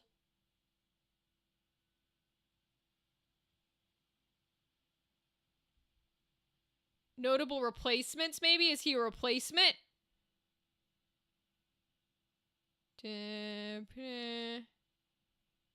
now, Will Chase! That's his name. Will Chase. Will Chase is fabulous. I've seen him in nothing but Miss Saigon and Rent, and somehow he made me enjoy watching both of those musicals, even though I never should have. Because they're not good musicals. Okay, Inky's animation. Oh, cute! These are adorable! Okay, I'm gonna keep my eyes out for it, James. Congrats, my dude. Congrats. Been loving watching Matt as a player. I know, right? I know. He's doing... So, what's funny is he's doing what I do. And which is why another reason I'm a bad player. He's playing a character nobody likes. And he can do that because the group of people he's working with know how to continue to run a campaign even if they hate him. You can't do that when it's all strangers because most people don't know how to work with that. Most GMs don't know how to work with that. But I like to play characters that everybody hate. It's my favorite thing on the planet. I'm like, yell at me. Be mad at me. Be angry with me. Let's do it. It's my favorite thing ever. And I will give such like an intense little angry little bitch boy energy that will end the session and people will go, hey, I just wanted to check in. Like, is everything okay? What was that? You know, you were kind of yelling or, you know, you got in a fight with such and such character. And I'll be like, no, I do it on purpose. That's my favorite thing on the planet. Riff and Raff is the project. I get to play a dickhead mouse. Congrats! Congrats! May I offer some thoughts on Tales from the Wood Creek? Hell yeah! Tell me about it. I've not seen it. So by all means, offer me thoughts, Theta. Please. You know I love your thoughts. I love all y'all's thoughts. I like your vibe. Thank you, Christopher. I appreciate you. Thank you for liking my vibe. I don't know what I'm doing now. I don't know why. I just upped it. Yup, I love Encounter Party. The podcast has David Lee Hyun as a real jerk. Why do I know that name? What have I seen him in? I keep flipping my chain. Yes, Tales from the Wood Creek all day. Ooh, Theta, James can help. James can talk about his opinions too, because you guys have both seen it. David Lee Hyun. Why do I know this guy? Oh, I don't. Wow, he sounds very familiar, but no, I don't know anything he's been in. Not from what I can see.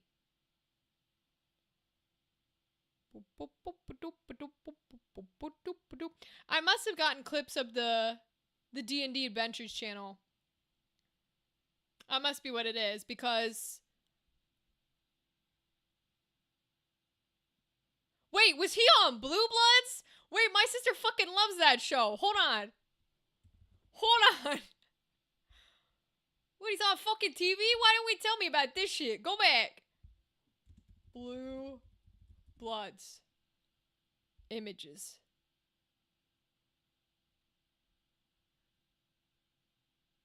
I wouldn't know his name from that, though. That's the thing.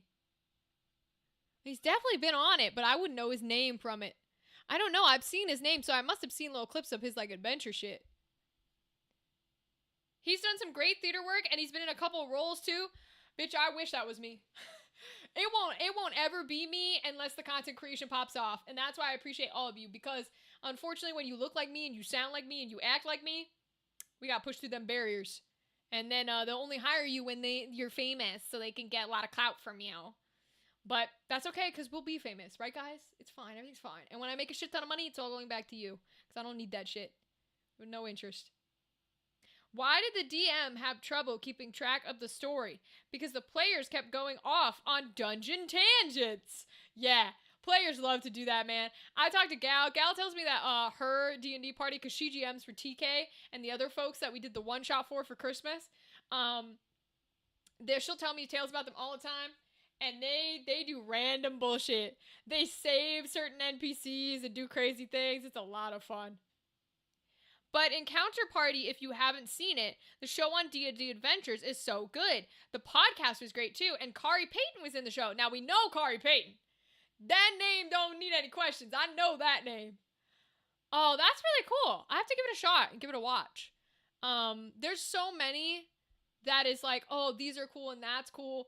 And I find that I'm really bad. I'm bad in the artist way, where I don't consume a lot of other creatives' content, simply because I have a hard time, like, I'm not diagnosed, but I have a hard time just, like, putting something on and being fully engaged, unless it tickles something very specific that's one of my interests, right? There's some things I can sit down and I can watch for years and I'll never take my eyes off of it. And there are some things that I'm like, this is good, but it doesn't vibe with what I vibe with. And so it's really hard for me to get through it, even though it's good.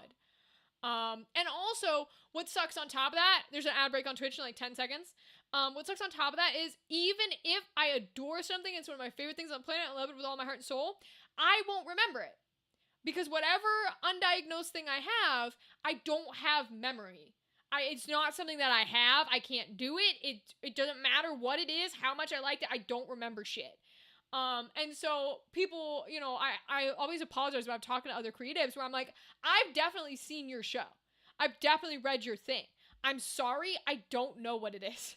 I don't remember it, even though I've seen it, even though I've read it, because I just don't. That's not how my brain works. And so then I don't watch things and I don't read things because I know I'm not going to remember it anyways. So I'm like, you know. Okay, Theta, you're talking about the one that you guys, the Wood Creek one, Tales on Wood Creek.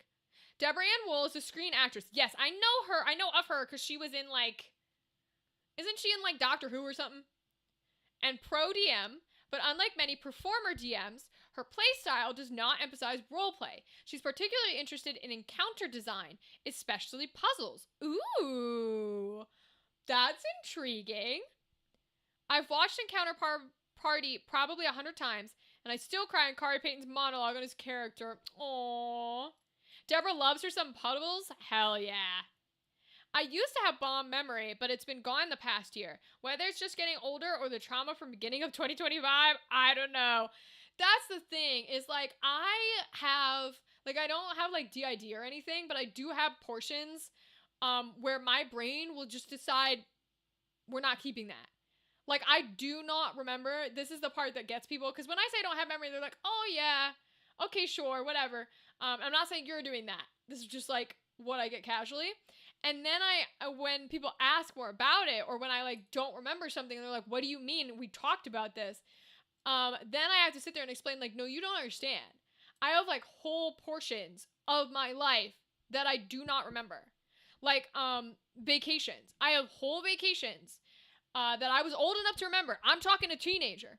I have whole vacations where I'm in the picture, in a different state, doing things, and I don't remember it. I don't remember being there. I don't remember going. I don't remember leaving. I don't remember coming back. I don't remember what we did when we were there. I don't remember anything. The plane ride, the buses, the hotel, nothing. I have absolutely no memory whatsoever of doing it, being there, it happening, nothing. but there are pictures of me there during it. So, like, it's really weird. And a part of me, there's a teeny weeny part of me that does think it's kind of cool, because if you've ever seen the cliche in a horror movie where you're walking through a house that is supposed to be yours and there's pictures of you, but that's not your wife and that's not your children. Like, you know that horror movie trope of like, what are these things? Oh my God. I literally have that. There are literally pictures of me that I have no idea. And people that I'm like, I don't know. Which is crazy, but I got a little bit of a horror movie trope in me, okay? Because I'm a horror bitch. But yeah, and then when I tell people that, they're like, oh, you mean it's a legitimate thing. I'm like, yes, I do. I don't just mean, oops, I forgot. I was so busy that day. No. True Blood, she was Jessica, I think was the name. The little girl vamp. Oh, Deborah Ann Wool? Okay. I know she was in something because she looks very familiar. Why did the barbarian become a chef? Because they love to rage against the cuisine? No, Andrew. Why did the barbarian become an artificer? Because they love to rage against the machine. There you go. Write that one down. We like that one. People will forget what you said, and people will forget what you did, but people will never forget how you made them feel. Love that quote. Yeah. That's like, I'm the embodiment of that, right? That's why I try to always, for me, I try to always remind myself that, like, it's okay. Whatever you said, whatever you did, it's fine. It's just, my whole thing is I try to make people enjoy whatever the moment is. Now, my personal thing, because, you know, they always make you, and I hate this shit. This shit drives me crazy, because you shouldn't have to have one, but whatever. They always, when you do, like, professional submission for things, they're always like, what's your artist statement?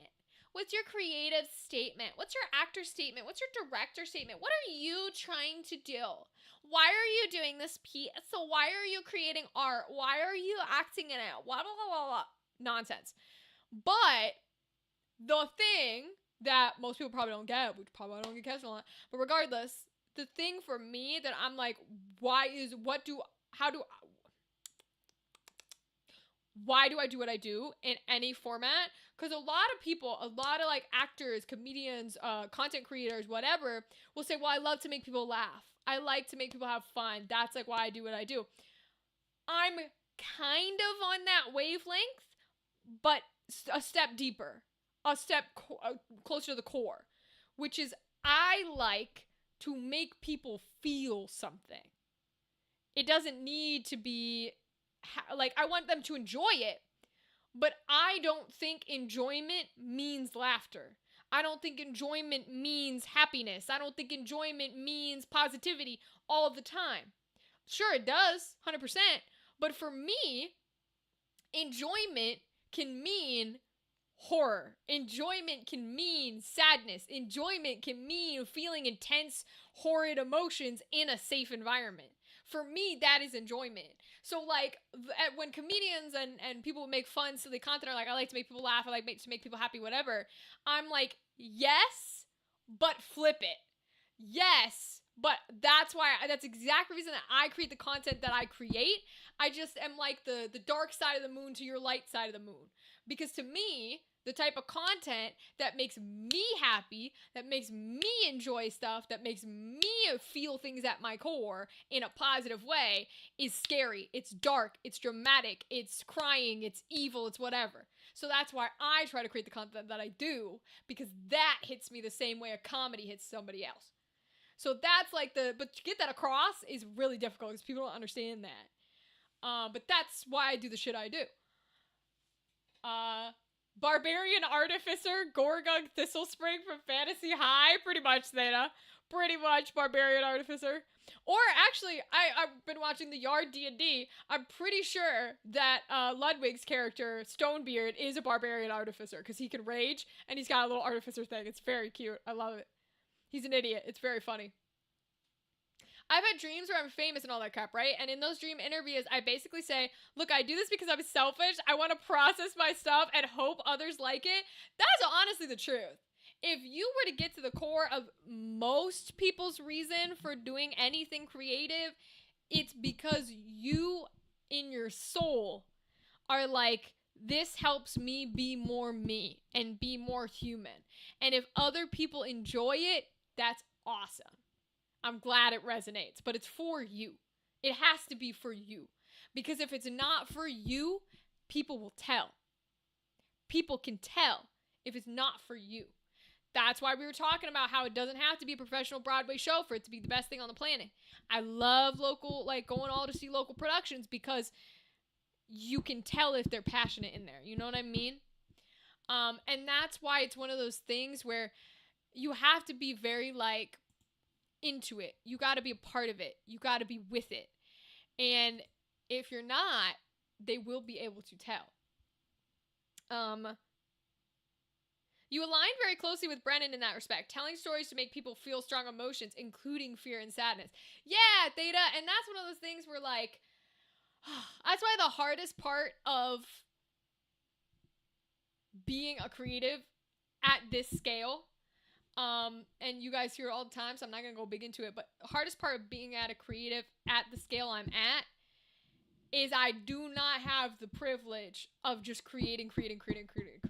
I do in theory, but it's not just about me at the core, right? It's got to go somewhere. It's got to do something. People have to consume it. Yeah, you're creating for you, but a part of my creation needs to be for other people. Yeah, I have things that are just for me. I write just for me, right? I paint just for me. But when I create things, that needs to go somewhere. And so when you're creative at a scale where it has nowhere to go, drives you crazy. And I'm trying to figure out how to compromise so that it can go somewhere and it can be made, it can be done at the scale I'm at. So I get talked down, I'm working on it. We're working on it. You know what I mean? We're always working on it. I loved watching Matt, Abria, and Brennan doing like the roundtable discussion. So fun. Yes. And they're also very different. Like it's one of those things where I love Matt as a player. He's not a GM for me to watch. I don't like. I got a quarter of the way through campaign 3, and I have no interest of watching the other 2 campaigns. I watch the animated shows. I just, not my style, not my vibe, but he's an incredible human being, and still a good GM, just like not for the content I watch. I love and adore the way Brennan GMs a serious campaign. I don't know how he does the funny ones. I've not watched Dimension 20, so I don't know. I'm not a comedy person, so I hesitate to buy anything Dimension 20. But how he has done his serious ones, when he did Divergence, when he did Calamity. I haven't watched the other one with the gods yet, because I was gonna do campaign and didn't. But when he does his serious ones, I adore the way he does it and the thought he puts into it. So I love campaign 4 because he's put so much fucking thought into the beautiful severity of the campaign. Abria, I don't mind her GMing. I would prefer to watch her over Matt as a GM. But I enjoy her as both in specific contexts, because I think she's a really good GM when she has control. Like when she has players who are willing to say, fuck yeah, I'm into it, throw shit at me, she does an excellent job. Her, when she did the one shot or the little short story for Critical Role, she was an excellent. When it had Matt as a player and we had Orem and we had Fern and all that, excellent. She was excellent because she had good players for it. And her as a player does really well when she has a GM who's also willing to give her that control back. I see myself in her where she likes a lot of control, or at least it comes across that way. And that's a hard thing to do as a player because you gotta be careful on whose toes you tip. And so I love her as a player in Private Nightmares because Alex is a very laid back person. He's a very calm person. He's a very thoughtful person. And so when he is a game master and Abria wants to take that control as a player, he gives it to her. There's no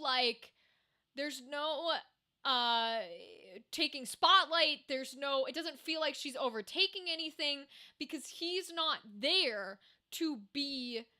He does what I do, which I really like in the shows that I create. And what I want to do more of is he is there to be the narrator. He's not there to tell the story. The players are. He's only there because they've got a timer on the wall and they need to do it within a certain amount of time. But he acts as the internal thoughts in Private Nightmares because in the vampire games, you have like an inner instinctual voice when you turn into a vampire that's essentially just like eat people, devour, feed. And so he acts as that voice. And he goes around and he talks to them and he plays with them, but he's not an NPC or a storyteller unless they ask him to be. And so Abria does excellent as a player with him as a GM because she is allowed to control the narrative and he goes with it. And he flows back and forth with her so well that it's gorgeous. And like I wish I could do that as a GM. That's what I want to be. Is to do that kind of a part. And it's, yes, Theta, they do call it the Beast. Thank you. Beautiful severity. I love that. Yes. And it's, because there's a scene. I'm going to do a little bit of spoilers, but not really. I still highly recommend watching it if you get the chance. Private Nightmares is one that you can mostly put on in the background. I watch it because I like acting. There is a specific point in the first season when they realize what they have access to as actors making this show. And there's an episode where half of the episode, if not more, is filmed like a fucking film. The shots are different. The positions are different. They're one-on-one with Alex and the actor and the camera. It's not sitting in a circle talking to each other. It's fully each individual segment. And that is where Bria shines the most with a GM like Alex and where it's very clear that that's the type of GM that she needs. And that he does an excellent job because her whole scene, her character is a mother with like an ex-husband and children, and she feeds off her family. She drinks the blood of her husband and her children, which is crazy consent, crazy topic to deal with. And we're not going to go into the topic, but her scene is that every time she needs to feed again, because vampires have to feed, they have to drink blood, she will go to her ex-husband, who doesn't want to be with her, who broke up for a reason, and she will play the game of re-seducing him, re-bringing him into the idea that she loves him and she needs him, and maybe they could work, and maybe they could get back together just to feed off of him and leave him again. Every time her character does this. And she chose that as her scene. And it's a masterpiece of acting. Because everybody got to do their scene however they wanted. But Alex literally just, when she starts the scene, she does something where she's just like, he's next. He always come in and he always smells the same way. I know his scent. And Alex, without missing a beat, just steps in and is like, hey, honey, what's up? What are we doing? And is the husband. Without missing a second. He's not narrating. He's not giving descriptions. He just becomes the husband. As if he's another player. And she's now in control. And they do an entire scene of like, she moves him around and they flow back and forth. Like they touch each other. Like she bites off his neck at like the end. Not literally, but basically. And they do like a dance circle. It's incredible. Genuinely gets me every time. But it's a perfect representation of a game master and a player who are the most in sync I've ever seen. It's the most in sync I've ever seen. Where they need each other in those roles specifically. They're perfection. Which is a little bit why I'm excited for them both to be players at the same table and have chosen to have backstory connected to each other in Campaign 4. But they're both players, so it hasn't quite meshed exactly the same way. as Private Nightmares, but it was beautiful. Louise is also very good at being the pushback role, at letting things come to him, and then pushing a little bit backwards. So he's also good at the back and forth. And so he's really good playing with Abria too. I would love to see him played with Abria, maybe as the game master or something like that. He does well, I think, under Brennan as a game master, but he's got a little bit of, I hate to say this, because I love both these men. He's got a little bit of what Robbie Damon has, where they don't pick up on, and I do this too, I need blatant language. Brennan is such a, and Abria does it too, but Brennan is such a wordsmith that sometimes he does not like to just say what is literally the answer. And Robbie and Louise, from what I've seen, need sometimes for you to just tell them the answer. Not all the wordsmith and the flowery language. And I'm the same way as a player. You can't give me a flowery language, beautiful, well, it feels like this, or you blah, blah, blah, blah. You need to, if I'm asking you a vital, important question, you need to straight up be like, no, that is not what's happening. Or, yes, that is what's happening. Or they misinterpret things. Robbie, in one of the Campaign 4 soldier tables, another character had gotten a beautiful flowery answer from Brennan on the hotel, or the hospital, because she was trying to figure out if it's like an evil hospital, and Brennan gave this beautiful language of like, they're saving people, and maybe they're not the best, but they're helping, blah, blah, blah. And Robbie took that to mean that they were a scam, and they were bad people, and them saving people was a front. And I was like, if I was the game master, and a player started saying that, not everybody likes this, I am the type of game master where I would go, no. I'm sorry, that is not what I meant. I think you misinterpreted it. They are good. They are doing good here. I would not let that continue, because I know what it feels like to think you were told something and then just let everybody let you believe it, even though that's not what the truth was. And that drives me crazy. So that irks me a little bit, but that's just playing. You know what I mean? It's not like a crazy, horrible thing. Sorry, I'm going on a rant, but I love this kind of shit. Downfall. Yes, Theta. Thank you. Downfall. Thank you. Downfall's fabulous. Or Downfall's the one I didn't watch. I don't know. I think Downfall's the one I didn't watch. Whatever. Bathroom voice this time. Brennan is amazing at anything he does. It's ridiculous, and I want to be him when I grow up. I feel it. Brennan had a cheat code on that from his mom. Fair. Rachel, seriously, we need to make a game. I know, Rythan. I'm so passionate about this kind of stuff, and I want to be involved, but I hesitate to like reach out to folks because I don't know. I got the little bit of me that's like, they're going to do one project with you and they're going to hate you. You know what I mean? And I got to yell at myself and tell myself that's not true. But that's how the brain feels, I don't know. I can tell when I'm passionate about something and I'm talking too much about it, because I will start sweating. I can feel my whole body like wet up 10 degrees. I get like it's cold. It's fucking cold where I'm at, and yet I feel like I'm sweating out of my fucking shirt. Like, that's just how my brain works. I don't know, man. Yes, anyways, sorry. We can play the game. I just love chatting on this shit.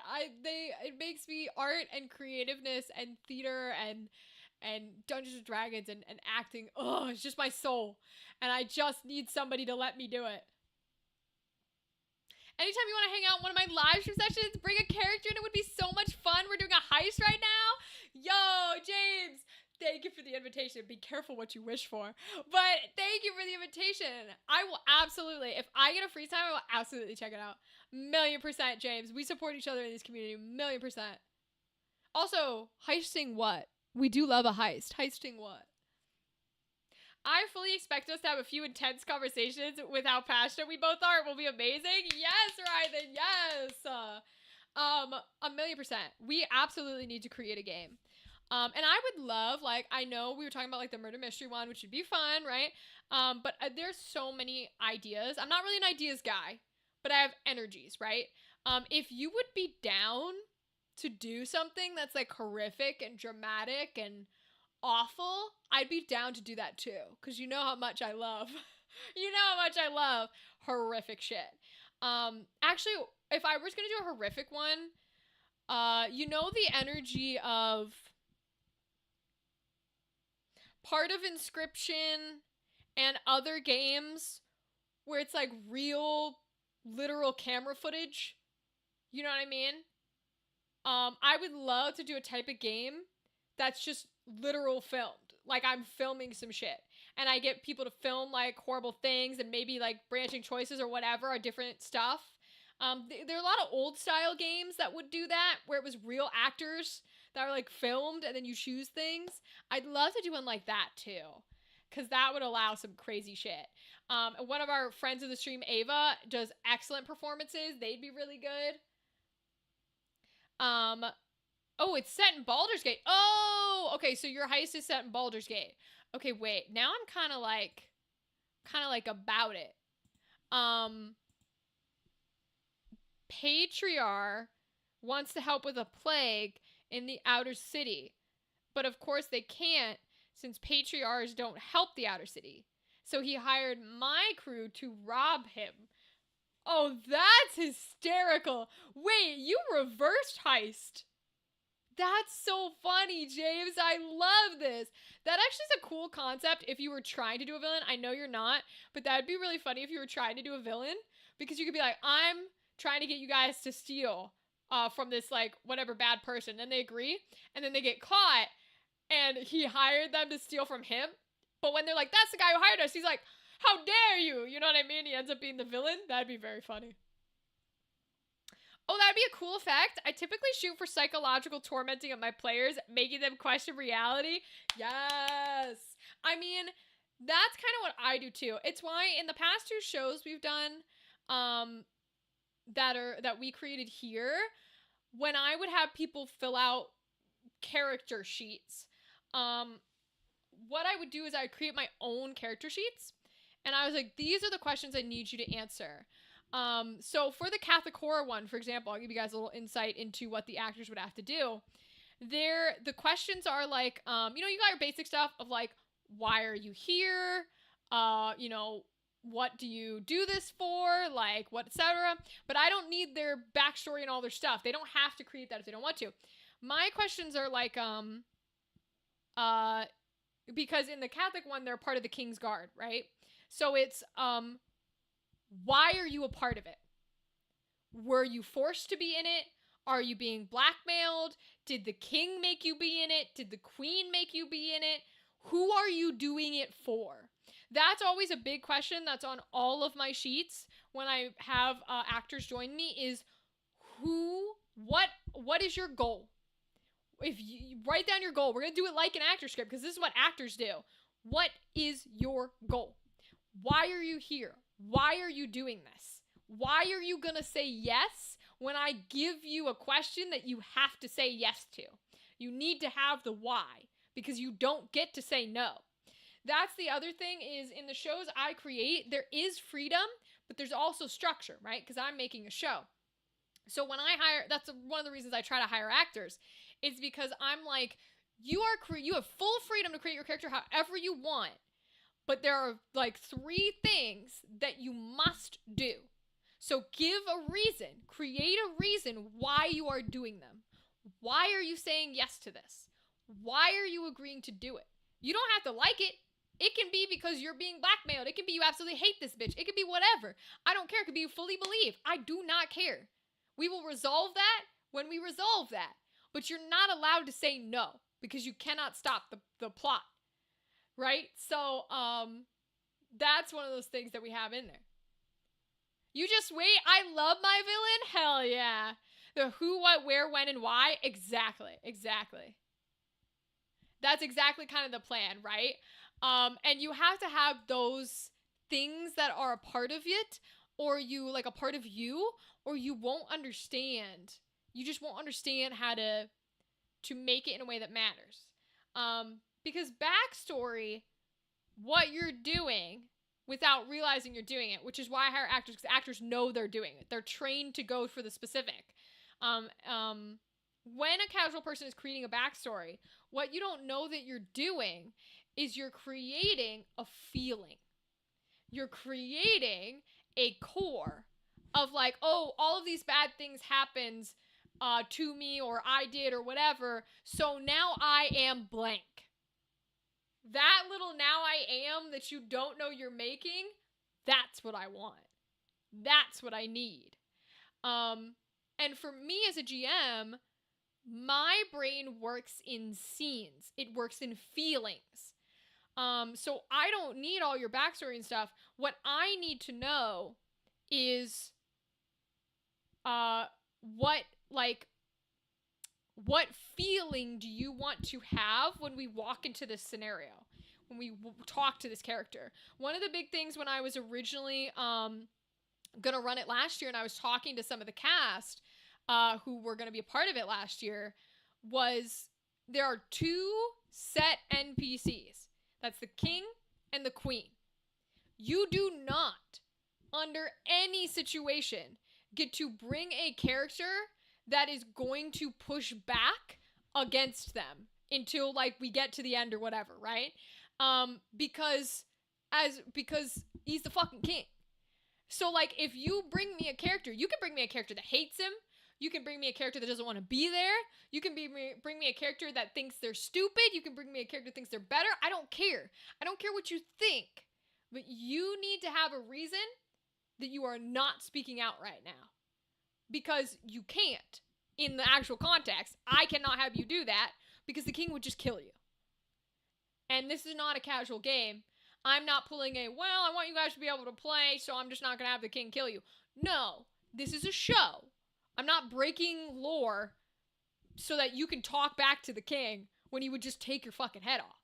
So that's one of the things that like I told them was I was like, how do you cannot like go against proper like royalty status, but that doesn't mean you can't ask questions. That doesn't mean you can't voice your opinion. Doesn't mean you're silenced, right? What I need to know is how do you want it to feel?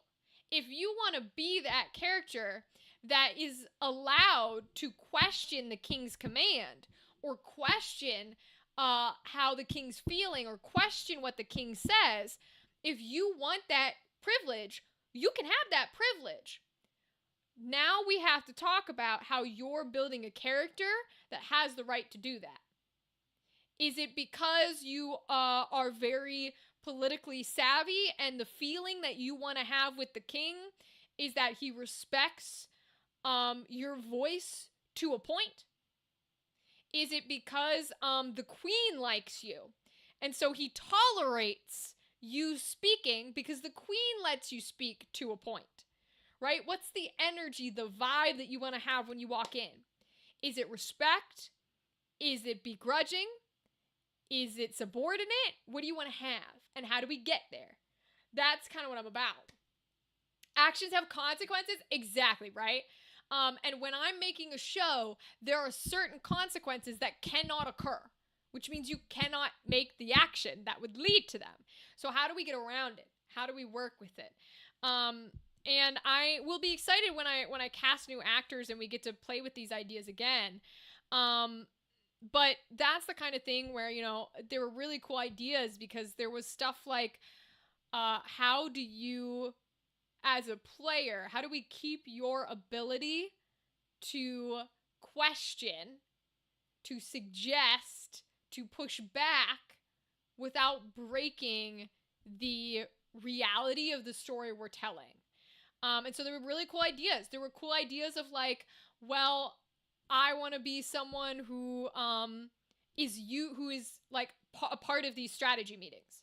When it's the king, the queen, and 6 of his royal heads, I'm one of those people. And so I'm okay to have a little bit of a privilege to say, I respect where you're coming from, King, but this sounds maybe like unadvisable because we don't know what we're walking into. Right? Okay, that's great. Then build your character that way.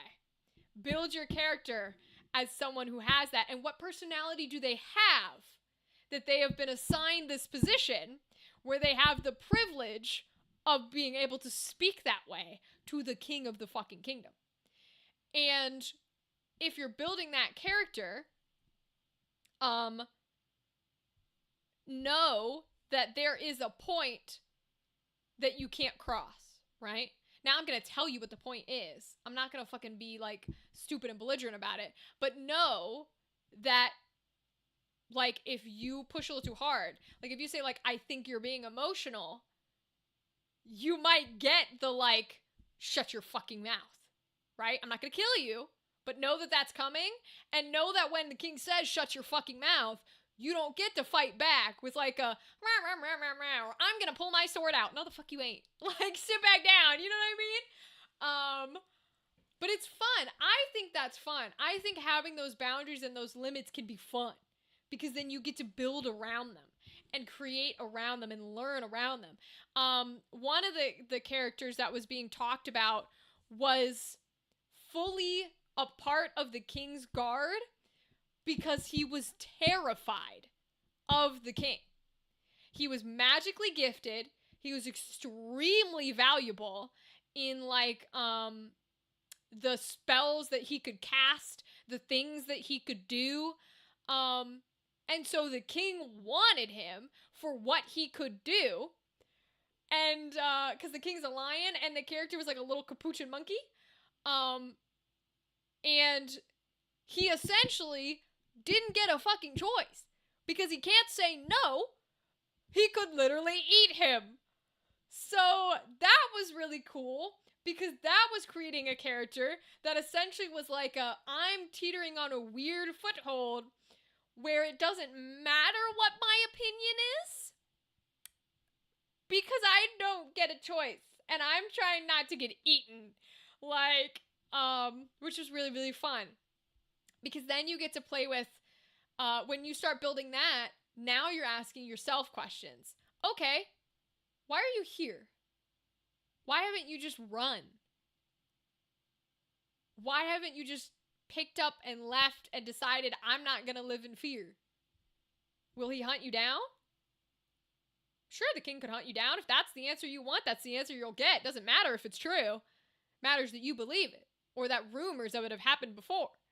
Right? Is it they got blackmail on you? Is it their promise that he's promising you things for your service and you're willing to do the dirty work because of what he's promising you? It like there's so many little intricacies that I love about it. And I don't know, man. I love creating these little bits and pieces and then playing with people.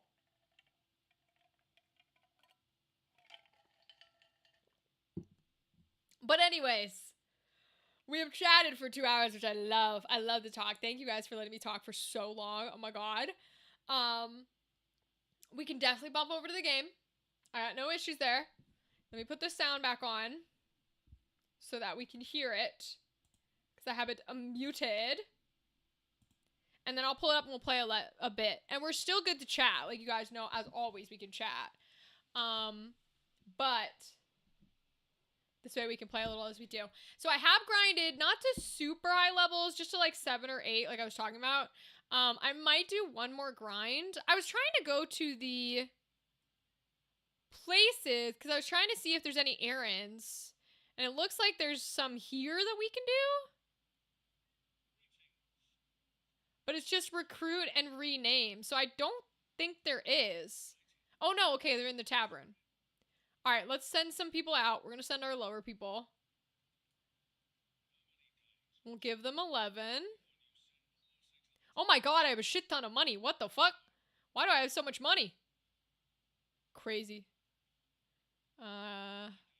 Send them out for a 9. Okay. Alright, cool. So I have a bunch of money, so I might as well get people better equipment. I don't know if we have any, though.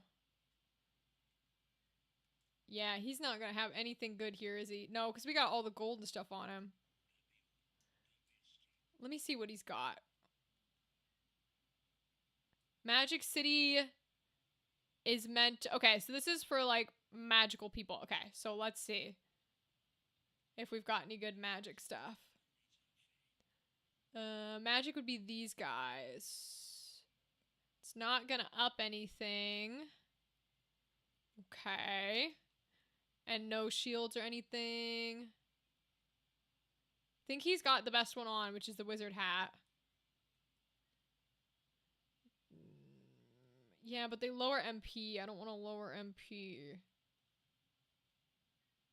He can wear battle boots because he's got too low. Okay. What about... Ooh, we don't want you. What about Contessa? She shouldn't have anything. Yeah, we can give her some stuff. 515, 315, 315. Okay, we're going to give her the serpent one. And then we can also give her the wizard's hat. We'll give her a nice robe. And she's got a cloak on. Oh, right. But it means her steps are really small. I don't like them having short steps. So we're going to put the battle boots on her. Confirm. Beautiful. Josian's now level 8, which is beautiful. We love that. I think this is the best one she can have. Ooh, platinum dagger. Okay, we'll give her the platinum one. No defense. She's got the wizards. She's got a mithril vest on. Because she can't wear anything else in her current role. She can wear adamant, but it's not really worth it. Okay, confirm. We have Nicola, who's got... She can take serpent, which will bring her up a little. She's got the wizard's robe, which is fire. Gives her a bunch of MP. So we'll confirm that. I think that's it for the magic people. What do... Let's see the other locations. Egros has... Oh, it's got an errand as well. Okay. Go up to Egros. Oh, but we don't have any people to send on it right now. Okay. So we'll just go to the outfitter. See what we got. A coral sword. Ooh. The handle of this single-edged sword has been decorated with the intricate coral piecework. The blade is imbued with the power of lightning. Ooh. We'll take it. Why not? Anything past a golden shield? No, I think we stick with our goldens. Yeah, these bring them down too much. Even mithril brings them down too much, I think. I want their movement to at least be at 4. So we can take this off and give them something else. So they're gonna also allow for a firm grip. I'll equip raised physical attack power. They're already 2 equipped though. So what do the spiked boots do? Jump 1. Shoulder cape would up his magic and attack defense. Sure. Grease lightning? Yeah, literally. Okay.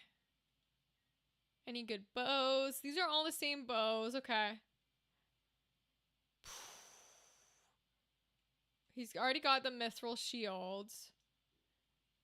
Headgear, nothing. He's got the mithril vest. And he needs the boots to be at 4. Okay. Platinum dagger, nothing. Headgear. Mithril vest. Power gauntlets. Okay. Oops, I keep going all the way out without meaning to. Battle axe, which is pretty cool.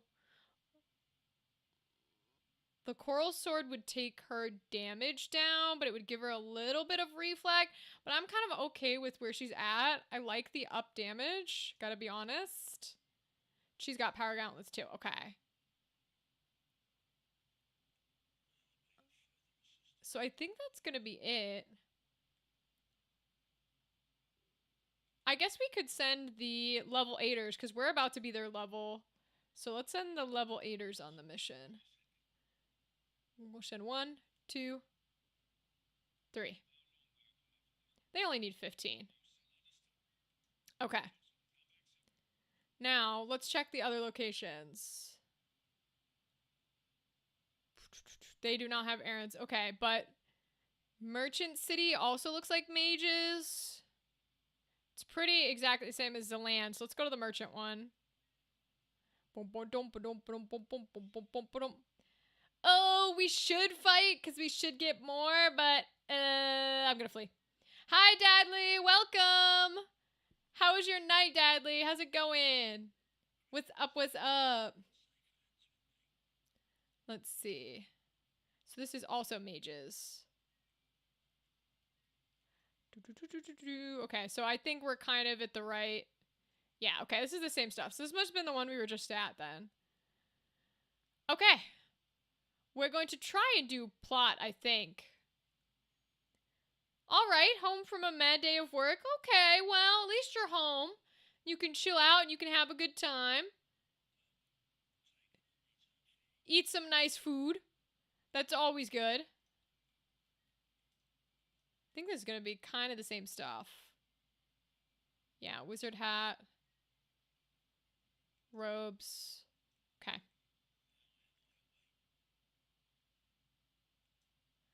Alright, we're going to try and do plot. We might fail miserably. Let me save while we're here. Whoops. Oh, wait, you know what? I did do a teensy bit of grinding. Not a lot. I only did like a few battles, but that means that they might have gotten some experience points. So let me see if they got any abilities here. Okay.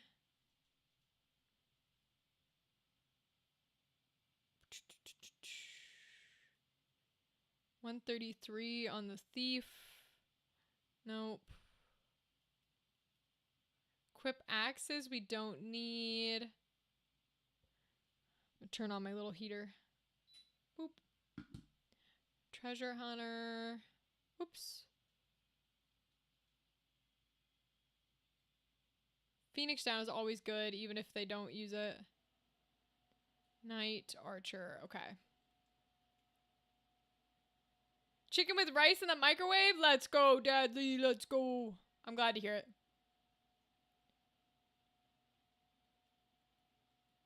Okay. Squire's not going to have any. Chemist is not going to have any. 45, 89, 170. I would hold for raise is what I would do. Full HP or a rise, but at least a raise. Black mage. Not quite. Okay. So, nothing there. Let's try Griffin. Ooh, he's got a bunch in the black mage. Okay. Not quite at death. Damage equals to magic HP. Yeah. Do a magic boost. Increase the unit's magical attack power. Oh, that might actually be worth it. We're going to do that one. I actually do kind of think that's worth it. Increase it in general. 60. 127. 64. 172. 91. 104. Not quite enough yet. Okay. Back to Black Mage. Alright. Eustacia. Counter tackle. Yeah, we know counter. Equip axes. Beastmaster. Allied creatures. Yeah. We got movement. Which is kind of what we want, to be honest. I don't super care about the rest of it. We don't have our knight yet. White mage. Oh, we got a little black mage stuff. Which is fun. I guess we can salve. In case we have it. Because I'm not going to put on counter tackle. It just doesn't make any sense.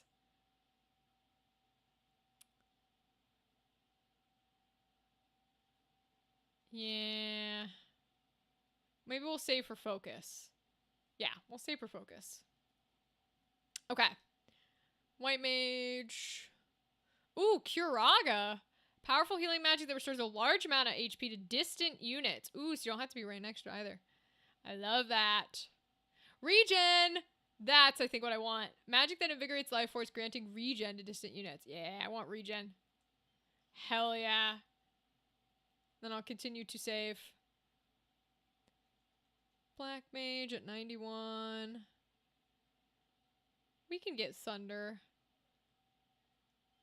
Just so she has it. 24, 130. I want movement. Don't have it yet. Don't have enough for parry. Okay. Yummy noms? Hell yeah, I'm glad. High ether. Love it. Okay. 59. 265 is huge, but I don't think it gets us anything. 73, 85, 135. Not quite. Alright.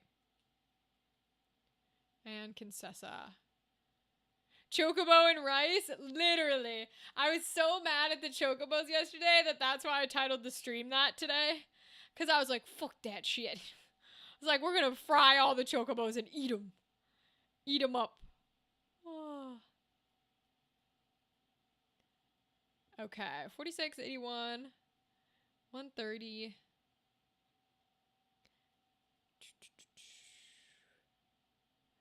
Knight needs 200, I think. Yeah. Okay.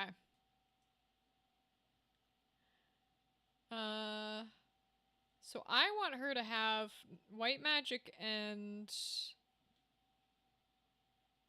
probably black magic up. Yeah, because she's at least got Blizzara then. She doesn't quite have enough for parry, but that's okay. And then Josian has black magic. That makes sense. Nicola has white and black. Eustacia is our power hitter, man. She's amazing. Black and white. Steel and items. Oh, I gave him items, huh? Interesting. Yeah, I guess that clocks. Okay, we'll keep with the items. He's got white magic on him as well. 'Cause I don't think he can do anything else, no. And then we have items on us, but I think we're gonna put martial arts on us. Yeah. Santana, is that a song? I don't know that song, Andrew.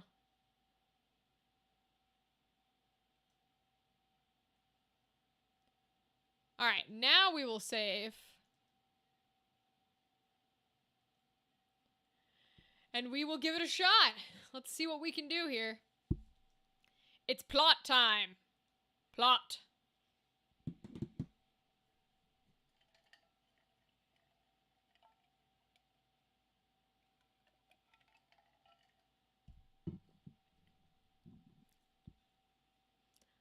Alright, we'll bring our thief. Bring Eustacia. As our queen, Nicola. Yeah, there are level 7s. Oh, it's a great song? Okay. Who's it by?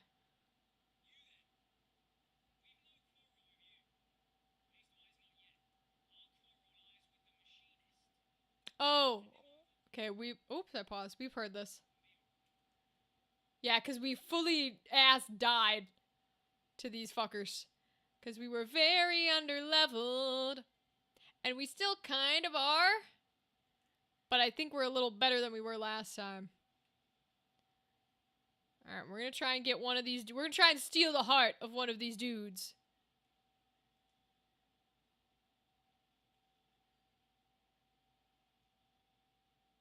Oh, does it have to be opposite gender?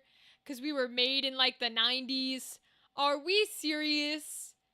Does it have to be opposite fucking gender? Am I gonna have to beat a man? Is a man gonna have to die today? You've gotta be joking. Fine. Go try and seduce the woman. That's annoying.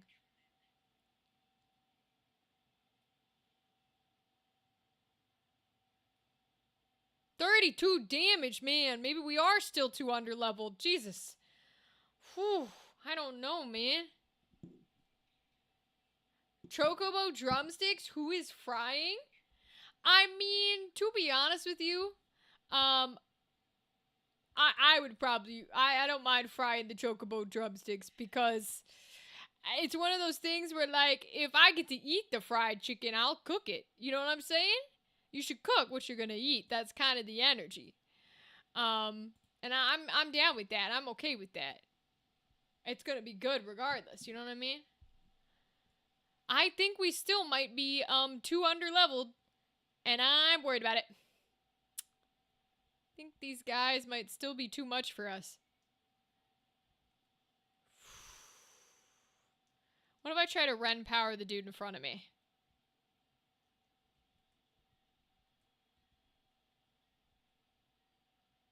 %. Shield parried. Damn it. Alright, well, move up here, I guess. I see more grinding in the near future. Yeah. Unfortunately, I think that is the case, Dadley. I tried, but this game does not like you to be behind. Holy Jesus. He's got parry on him, too. Okay. Maybe what we're gonna do is... if I cast Protect, because Protect is weird, does this dumb bullshit. We gotta be on the same level. Okay. She can maybe get in between the two of us. So I'll cast Cure on her. And then I'm gonna move to be with Ramza, I think. I'll go here, so that way we can do it in either one. Then we'll move her in a way where, hopefully we can get Protect off. To hit all three. Now it wants to hit in a horizontal line. I don't understand why it does that. I wish it would tell me.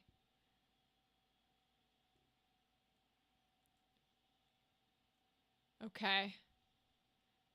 Maybe I move here.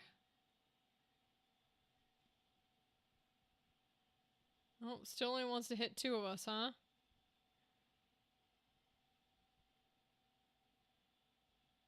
Okay.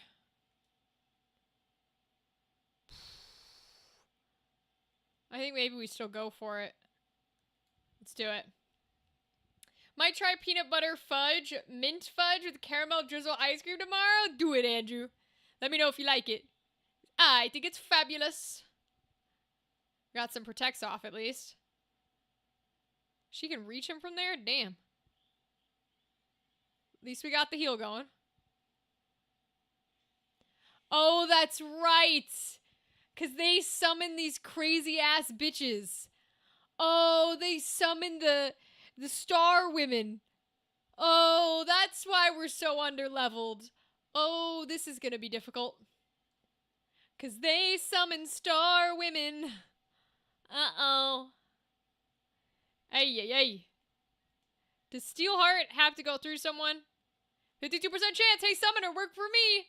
Oh my god, it worked. Holy shit. The summoner's on my side. Let's fucking go. At least for round one. Woo! Thank God. Sounds like a diabetic coma. Kinda does if you're gonna eat all that. She cast Stop on him, which is good. Yeah, they're going for Bertram. Probably gonna try and kill him. Yeah. That's what I figure. Ay, ay, ay. Who's he casting that on?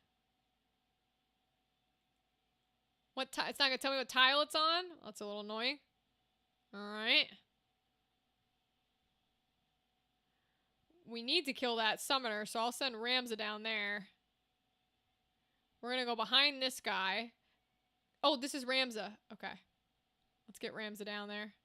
Go for that summoner.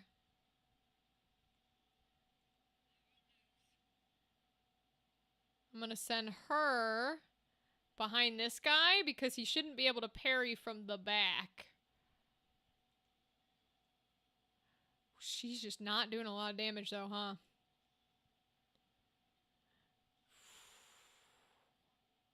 She doesn't have raise to hit him though, so I'm just gonna go for a straight attack on the archer.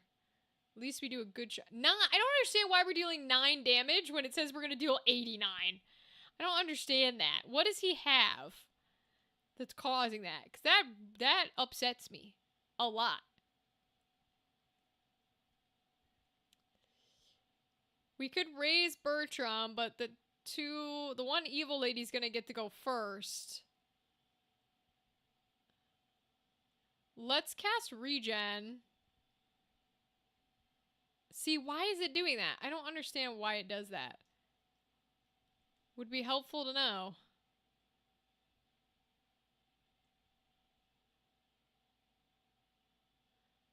Maybe I can cast it on us two.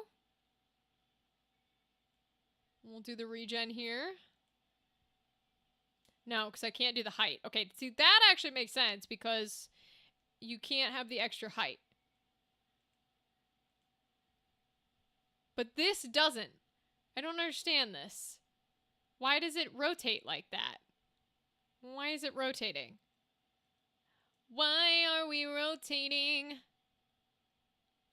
Can I go here?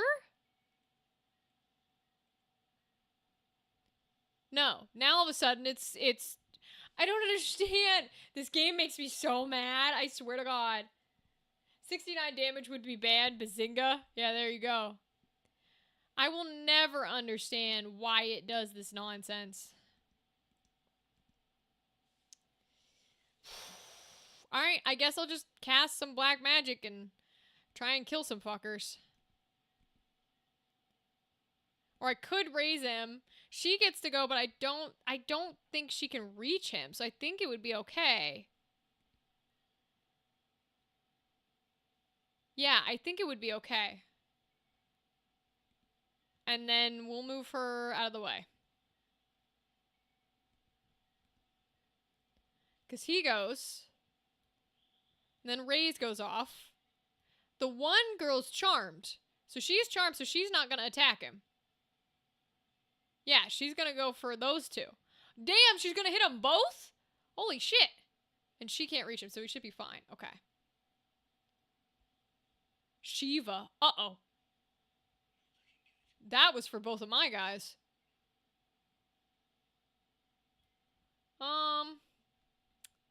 Is Shiva on the tile? Okay, Shiva's on the tile. So I need to get them out of here. Okay. Got it. I don't need to get him out of here. Because she's charmed, so she purposefully didn't hit him.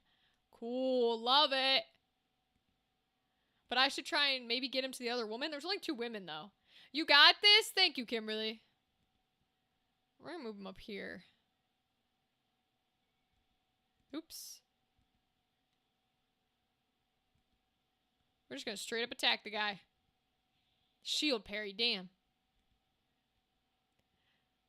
She casts Judgment. Damn, dude. Oh, that is why you bring a thief that can steal hearts. Holy shit. Oh, there's the creepy lady. Did she kill my guys? They're both still alive. Let's go. Let's fucking go. We might have a shot. I don't want to jinx us. Oh boy.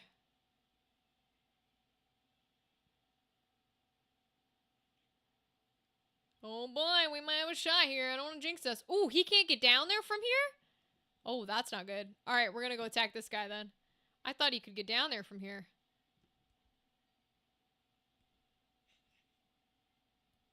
Well, it's not great, but okay. She's got Protect on her. And we can't get behind them. We can get behind him. We might be able to kill him.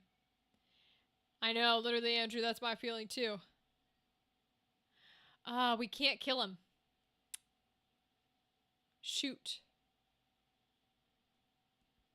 But what does Cure look like? What is Cure's range?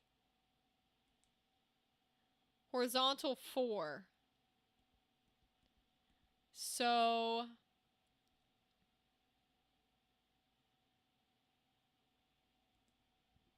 we might be able to stand in a place where we can cast it on Ramza and her together. Like that. It's like a plus sign. Ooh, it doesn't do much though, does it?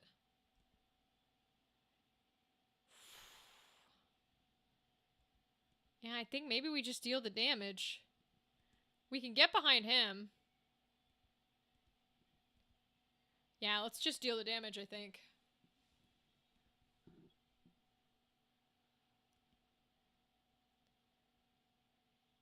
Then maybe we can cast some black magic up here.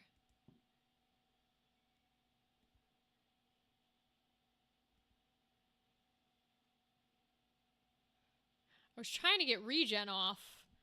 But again, I can't figure out the positioning. Because if I put her here...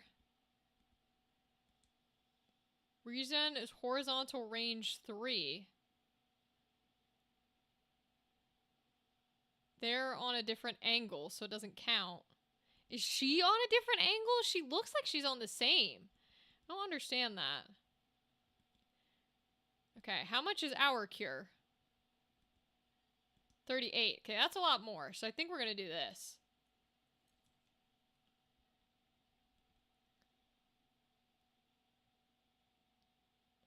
Yeah, I don't like that attack, but at least it goes off. She can heal them. Yeah, but we heal the bad guy, which I don't like. Ooh! Someone got KO'd. Was that the summoner? Hell yeah. Let's go. Okay, she's not down, though. Protect work? Alright, worked on her.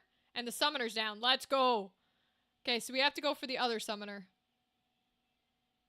Ooh, Eustatia's down. I don't love that. I don't like trying to fight these two knights from the back either. Let's see if we can rend power on one of them. Doesn't usually work, but we can try. Oh, it worked! Hell yeah! Okay. If we raise Bertram, he gets to go. If we raise Eustacia, she does not.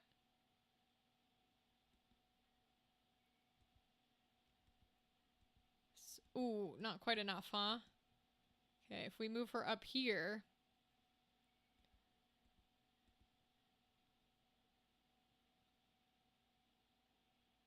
One dude goes before him, but he should have enough health.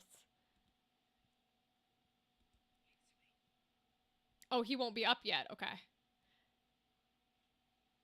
Cool. And now he gets brought up. Okay. So now he'll get to go. Damn, he can shoot from so far away. So all I'm gonna do is I'm gonna try to seduce this lady. Come on! Get her again! Yes! Yo, Steelheart is crazy. All the women are working for us. It's crazy. Did she cast Raise? Oh, I love Agrias. Agrias is my favorite bitch. Agrias is the best. She better stay in our team. Yes, attack for 9. You didn't summon anything? You're a summoner. Oh my god.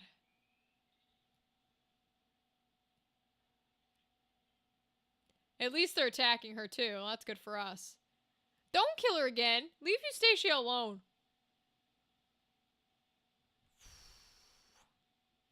Alright, let me move in where I can hit multiple of them.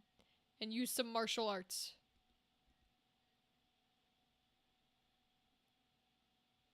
Oh, it doesn't go up or down?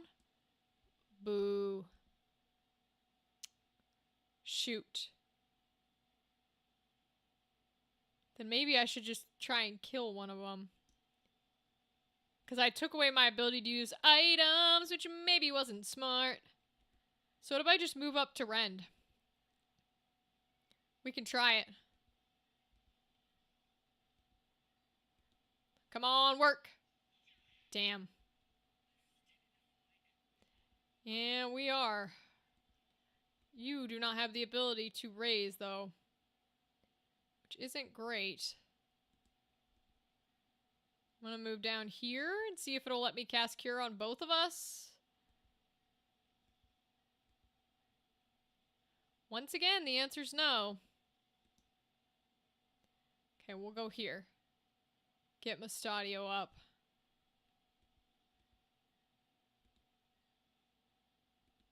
She's only gonna heal 11.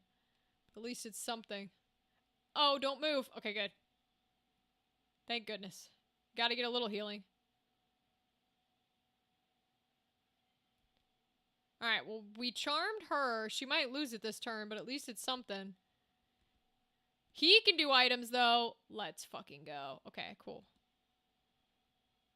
Can he throw a Phoenix down, or does it have to be right next to him? It has to be right next to him. Okay. So we're gonna put him here.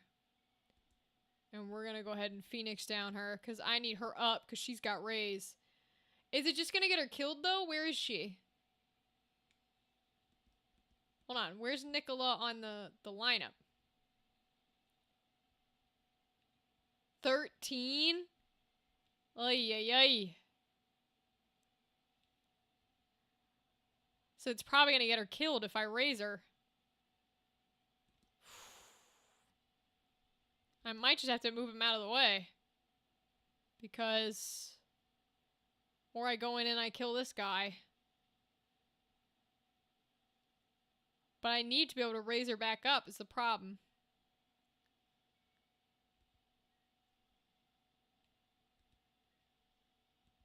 Won't have any regular potions. Okay.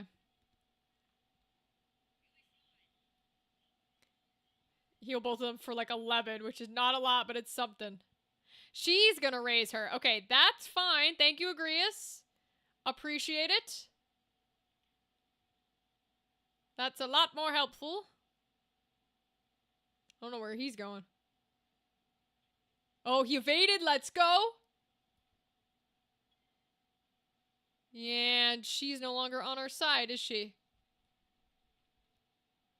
No, she is not. Okay. Can I kill her? Can I slaughter her? Yes, I can, bitch! Death to you, summoner. Death. You ain't doing jack shit to my people. Okay. So she is gonna raise Nicola up.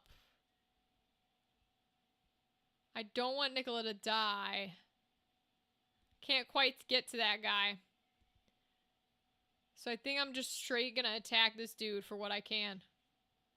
Because they might target Bertram then. Instead of anybody else. That's kind of the hope.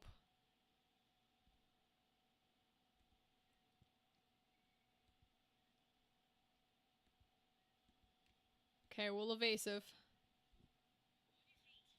Thank you, Agrius. You're a god. We love you. They just gotta not kill her. Okay, cool. Oh, they threw her all the way back in the lineup. God damn it.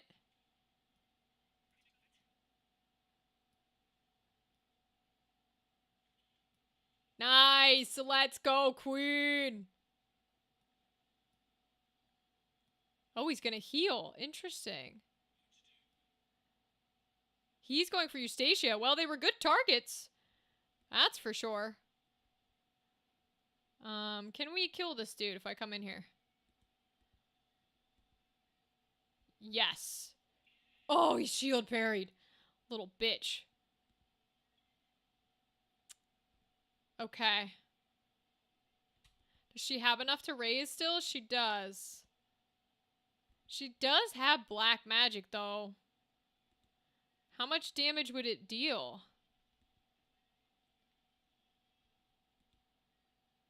68? So she could kill both of them? I think we kind of have to. I hate to do that, but I think we kind of have to. Because we need them both dead. Then I'll try and move her out of the way at least a little. Oh, he gets to go? Shit.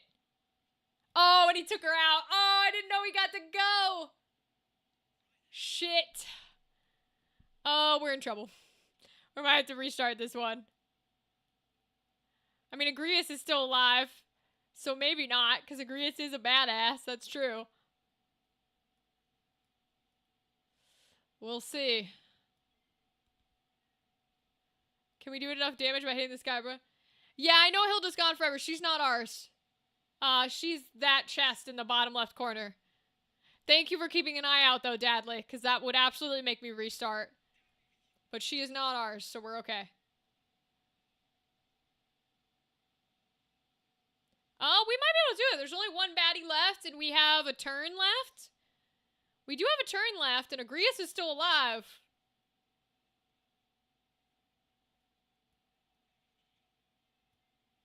We might be able to do this. He did heal, though. He did heal.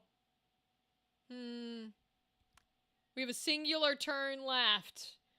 Oh, and he ran outside of my...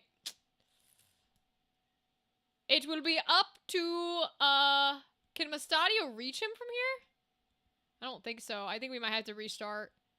Because I don't think Mustadio can reach him. Dang, we were close, though. That is much better than we got last time. Because I don't think he can reach, can he? But not enough, not enough. Alright. Alright, we will restart. Oh no, no, no, no, no, no, wait, shit, no, wait, shit, oh no, wait, shit, oh no, no, oh no, oh no, shit, she killed him, oh no, she progressed the plot, oh no, oh shit, fuck, what do I do? She progressed the plot! Because our dude died! Our dude died and she progressed the plot! Which means I can't restart!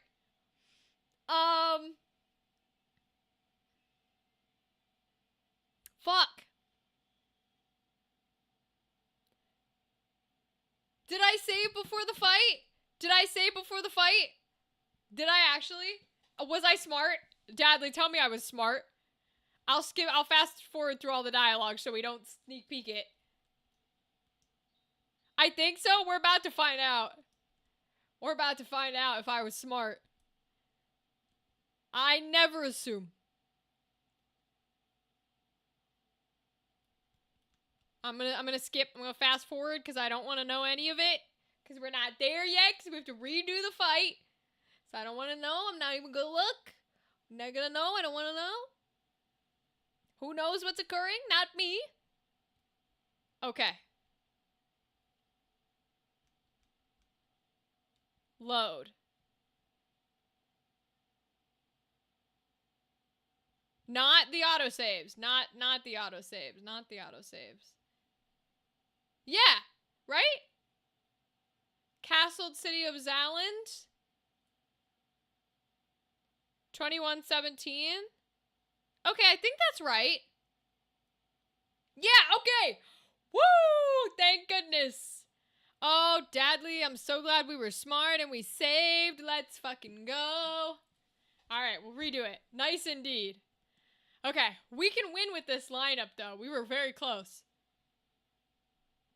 We just need to we need to throw him down and get that summoner right away, for one. Okay, so... We'll take Eustacia still. We take Nicola, and we need to take Bertram. Because he's got to get down to that summoner so that he can romance her. We only really won because Charm worked, though. So I really hope Charm works again. Because she did a number on those fuckers.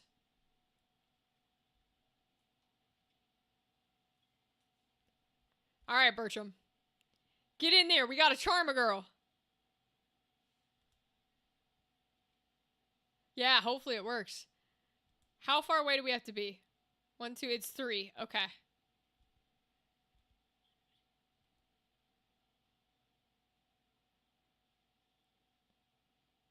Yeah, he's got some annoying bullshit on him. Alright. We're gonna go right up behind the guy. We're gonna do some rending of power. Here we go. Rend that power. Let's go. Nice. Okay. Move Eustacia in to hit this guy in the back so that they're not parrying.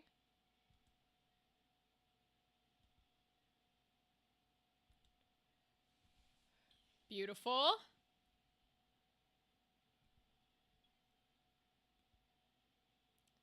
I'm going to see if I can figure out how to get off this protect. Or maybe the regen. Okay, regen is off.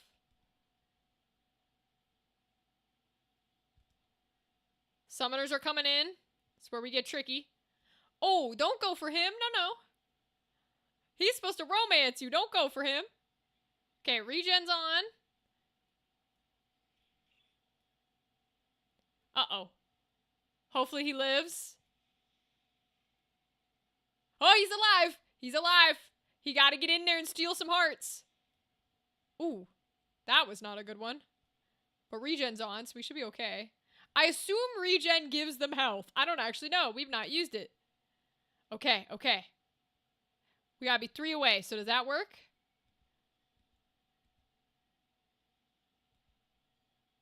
%64% chance. Okay, if I get closer, does it make it a better chance? I don't know if distance matters. No, okay. Come on, work! Oh my god, it missed. It had a lower chance last time, and it made it twice, and it missed. Oh god. We're gonna be in a fun situation very soon. No, don't kill my healer. What the fuck? Oh, we already have to restart? What the fuck is this bullshit? Oh my god, there's 2 down already? The hell? Alright, we're restarting this shit. What the hell was that? Clearly not the way it should be done. Alright, I'm gonna keep him up top. Because he fared better up top. So, we're gonna put him up here. We're gonna do a little damage while we're here. Nice, okay. We'll let her go forward. That's fine. They're all gonna target him, which is fun. Alright, I'm still gonna go in here and attack this guy. Try and get a rend off. At a 50%, come on! Damn miss. If I put her here, can I get the protect off? I can! Okay. Let's go. I do not want to move her. So I might try to get the regen off here too. Yeah, let's go. Come on. I'm gonna wait right there. Okay, Bertram is definitely gonna die. He evaded. Let's go. Come on, regen. Come on, regen. Miss. Protect. Oh, it was the protect. It was the protect. Okay. We got the protect on 2 of them. That's pretty good. That's pretty good. Oh god, she gonna call another summon on him. Okay. Does the regen come off? I believe in you too. Let's go. Let's go. Hell yeah. Okay. Regen on all 3 of them. Bertram's dead. But that's okay. That's alright. At least they all targeted him. So I got my, you know, like pre-supported magic off, which is good. Okay, Grease is going in. She's gonna do some Judgment Blade. I love it. I don't actually know what regen even does, but it's chill. Okay, they're taking out him, which is kind of expected, but okay. I think we're gonna do a little dark magic here.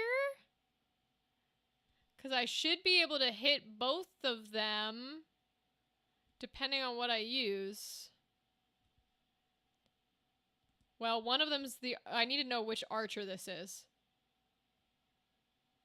Who is shooting that? Cuthbert. Which one of you is Cuthbert? That's Derwin. And Gembert. There's Alistair. Is the archer right here? For real? Oh, he's a knight. Okay. And he's doing aim? Interesting. Alright, but that means then that as long as it doesn't put me past 2 of them, I should be able to get a black magic off. That one's too far. But 3 is fine. So let's do a thunder.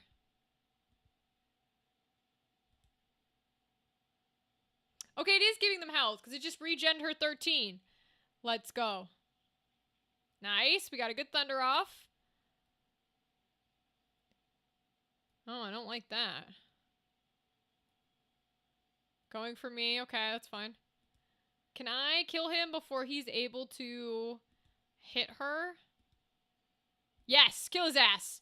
Hell yeah. Okay, we're doing much better.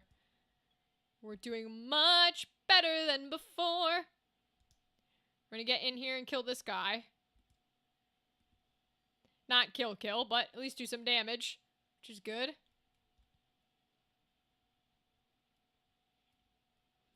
Okay. Now the summoner's still alive, which I don't love. Okay, it's only hitting Agrius. Both summoners are alive. Ooh, that's not great.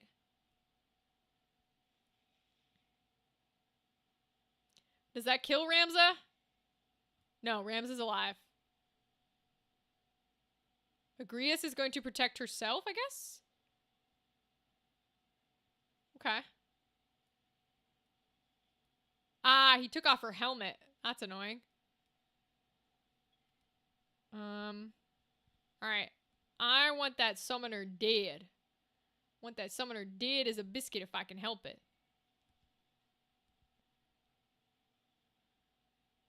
Puts her at 8. So it's gonna put her up regardless, huh? Oh no, there's 3.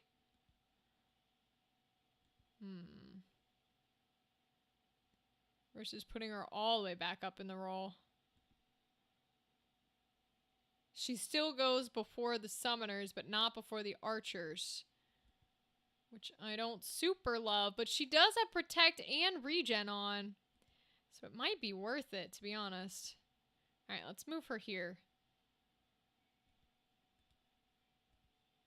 I want to see how much damage it does. 79. Ooh, that's close. 61. 61. Poison has a 73% chance. I think I'm going to cast the fire. I'm going to go for it.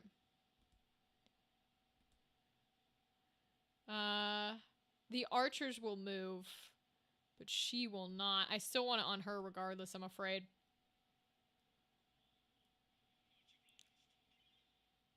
Okay, good. Agrius got the protects off. Love that. Yeah, I don't like that. I don't like both these archers going. But at least we get to hit the summoner before they get to go.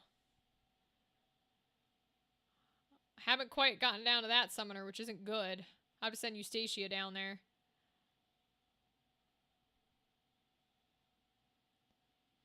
I think I'm just going to try and send Ramza up this way. We're going to send Eustacia down to try and get to the summoner. She won't get to her in time for her to cast, but at least it's something. We can throw a little stone. How about that? Throw the little stone, do the little damage. Protects are wearing off, which isn't great, but okay. She might be dead to these with the protect off. Ooh, evaded! Let's go, queen! Oh, fucking queen. Regen's gone. Did she summon a Moogle? She's gonna cure her. Okay. What's a Moogle? Cast Moogle Charm. What does that mean? Oh, it's a heal. Dang. Okay. At the very least, though, cure rounds mean that we get a chance to get in there still, which is good. Oh, she's gonna raise him up. Okay, good idea. I need to get Bertram up, otherwise he's dead. Oh, never mind, she dead too. I have to raise Bertram here.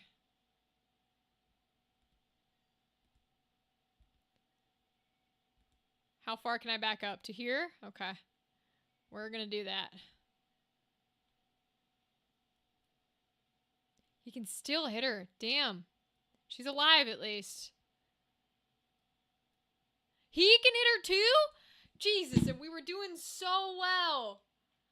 God damn. Why is his range so long? My archer's range is not that long.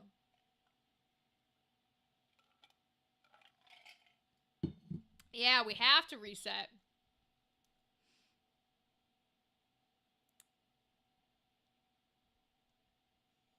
Okay, Andrew, I'm reading. Alright, reset. We were doing well. We got so many things off there. Maybe we don't put him all the way in, right? Maybe we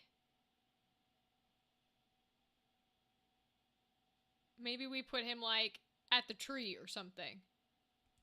We'll put him at the tree. How about that?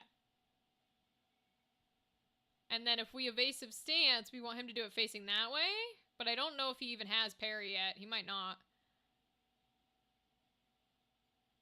Okay. Yeah, there are the archers. And just a straight up attack. Ooh, weapon parry! Okay, so he does have parry to some extent. Yeah, or grind more is literally options right now. Wow, that is crazy, Andrew. Alright, we're gonna try and rend power. Come on, get it. Yeah, let's go. Okay, that's fantastic. We can bring Eustacia in. I want to try and get a protect off. So can I do it on these three again?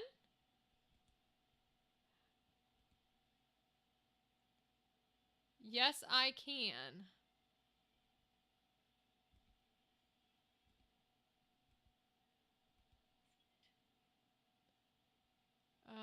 Which means the aim +1's gonna go off, so I should be able to put her here.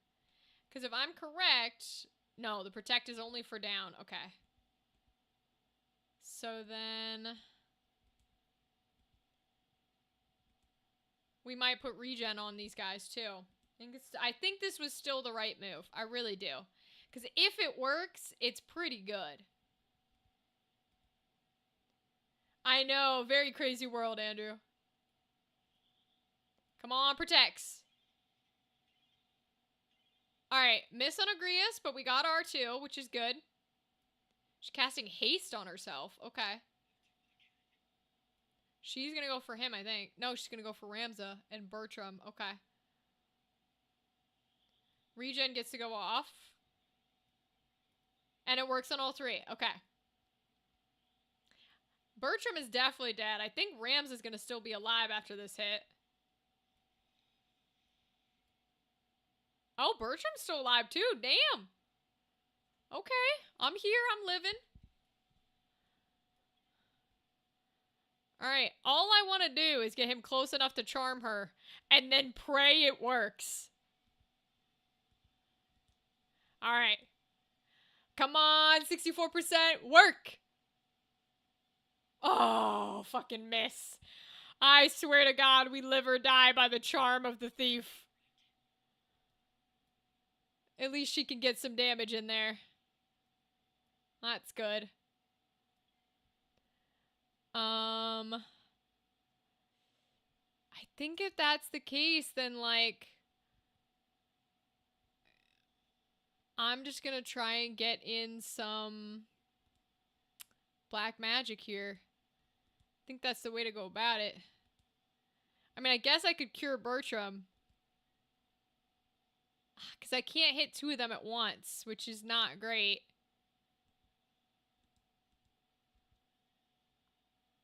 I can't quite reach Bertram, though, I don't think. I don't think he's in my range here. Can I reach this summoner with a black magic? No. Damn. She's just slightly out of range here, because I think even if she stands in front of the tree, she can't quite reach anyone.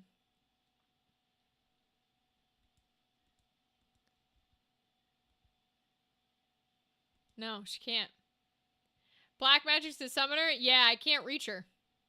The range isn't that big, unfortunately. And she's got haste on her, so she's going to go relatively quickly. Alright, we're going to have to just wait, I think. I don't want to risk a poison. So I think we're just going to hold our ground. Which isn't the greatest, but it is what it is. Yeah, I'm going to have to let them kill Bertram. I don't get a choice here. It didn't work. I tried. Okay. Ooh, nice miss on Eustacia. I love to see that.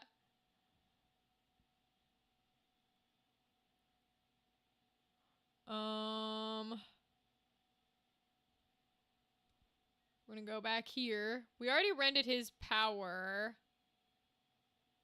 Let's try and get Ramza down here to kill this summoner, maybe? Might be the way to go.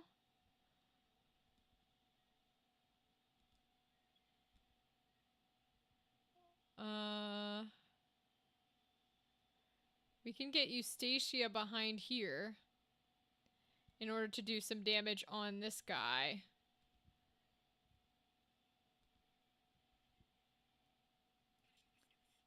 Okay. Yeah, I know. The summoner gets to go, and I don't like it! She's still alive, at least. For now. Ah, see, he killed that summoner. Okay, now Rams is not in a great position. Ooh, recovery! Hell fucking yeah. Oh no, she's raising. She's gonna raise Bertram. Okay, so I need to keep her alive. Ooh, but now I'm in a good position to do some dark magic. Now I'm in a good spot. It won't kill the summoner. Ooh, okay. It will not kill the summoner. I could hit these two instead. Oh, it does such a good amount of damage to him. I think I'm going to hit these two instead. I hate to do it. Going over 3 hours, dedications on tactics. I mean, I want to beat the fight if I can.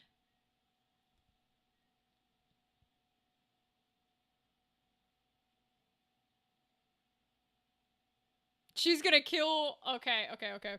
But she doesn't get to go before Fyra, right? Oh, but they do? What? I don't understand the turn order. God damn it. Ugh. This sucks. Damn, this sucks balls. I think we're out again.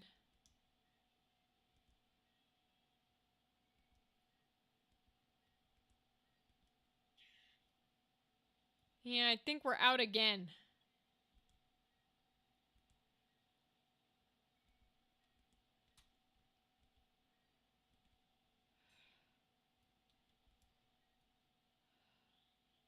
It's gonna depend on how the Bertram raise goes.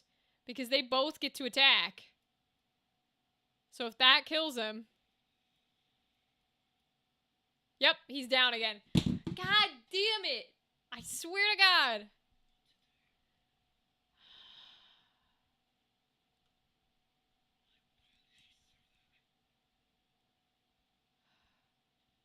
Alright.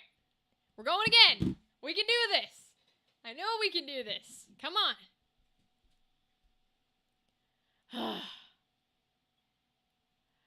I know we can do this. I'm I'm gonna put him in front of the tree. Because he lived when he was in front of the tree.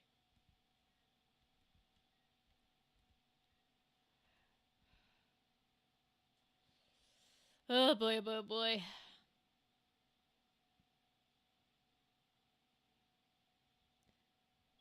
Okay. Now we can run up.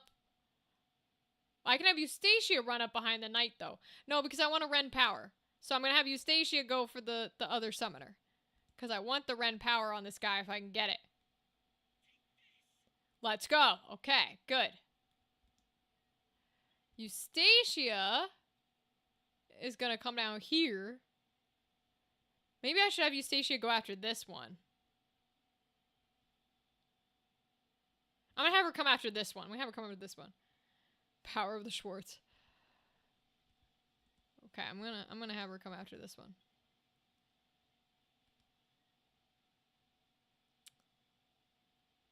And I'm going to...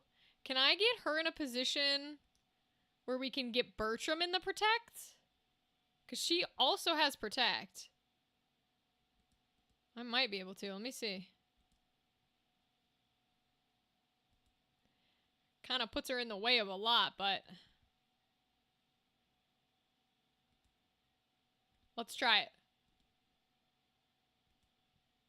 Because the aims are already designated. So they're not changing. Weapon parry, let's fucking go. Alright, 2 protects are off. Good, they both worked. Okay, she's gonna get to hit my girl, which I don't like. Are they both going for my girl? She's technically going for Bertram, but I think they hit my girl anyways, which is the problem. Ay, ay, ay. Ugh, she's down. God damn it.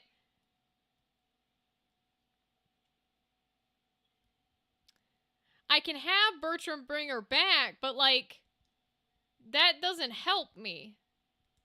Because she's so far in the lineup that they're just gonna kill her immediately. Which is always my trouble. So I'm gonna come out here, and we're gonna pray to the Final Fantasy gods that we charm a girl's heart today. Come on, Charmer. Come on, Charmer. Yes! We got her. Hell fucking yeah, we got her. Okay, let's go. Agrias is gonna raise Nicola. That's good. You can kill Bertram now. That's fine. Oh, that raises her a little too quickly. I don't want her up that early, because now she's just going to die again. What the fuck was that? That's why I didn't raise her, Agrias. Jeez Louise, dude. Hopefully Agrias will raise her again. Okay, good miss, good miss. We're gonna send Ramza up to these archers. Because we might as well slaughter some bitches. Nice. Okay. We're gonna still send Eustacia to this summoner, because when the summoner comes out of charm next turn, we want to make sure that we are ready to do some damage. Yes, cast that on all 3 of those dudes. Kill all 3 of them. What? You can hit Ramza? Bitch. Kill her. Kill her. KO her. Yes, good job, Mustadio. Now cast it on your allies. Let's go. Deal them damage. Hell yeah. Okay, we love Charm. Charm is the best shit ever. Raise her again. Maybe don't, because that's a little late in the game, but okay. You do what you gotta do. Ha! You couldn't take my weapon, bitch boy. Okay, they're attacking her. That's good. That's good. That does me good. Does me a lot of good, actually. They're gonna go for Eustacia. Okay. Interesting. Don't kill him. Ah! They took my golden helm. God damn it. I hate it when they do that shit. Alright, I'm going straight for the archer. We're gonna get his ass dead. Get his ass dead and buried. Shield parry! God fucking damn the shield parries, I swear to God. Alright, we're gonna come attack the summoner. Slaughter a bitch. Let's go, Eustacia. Come on.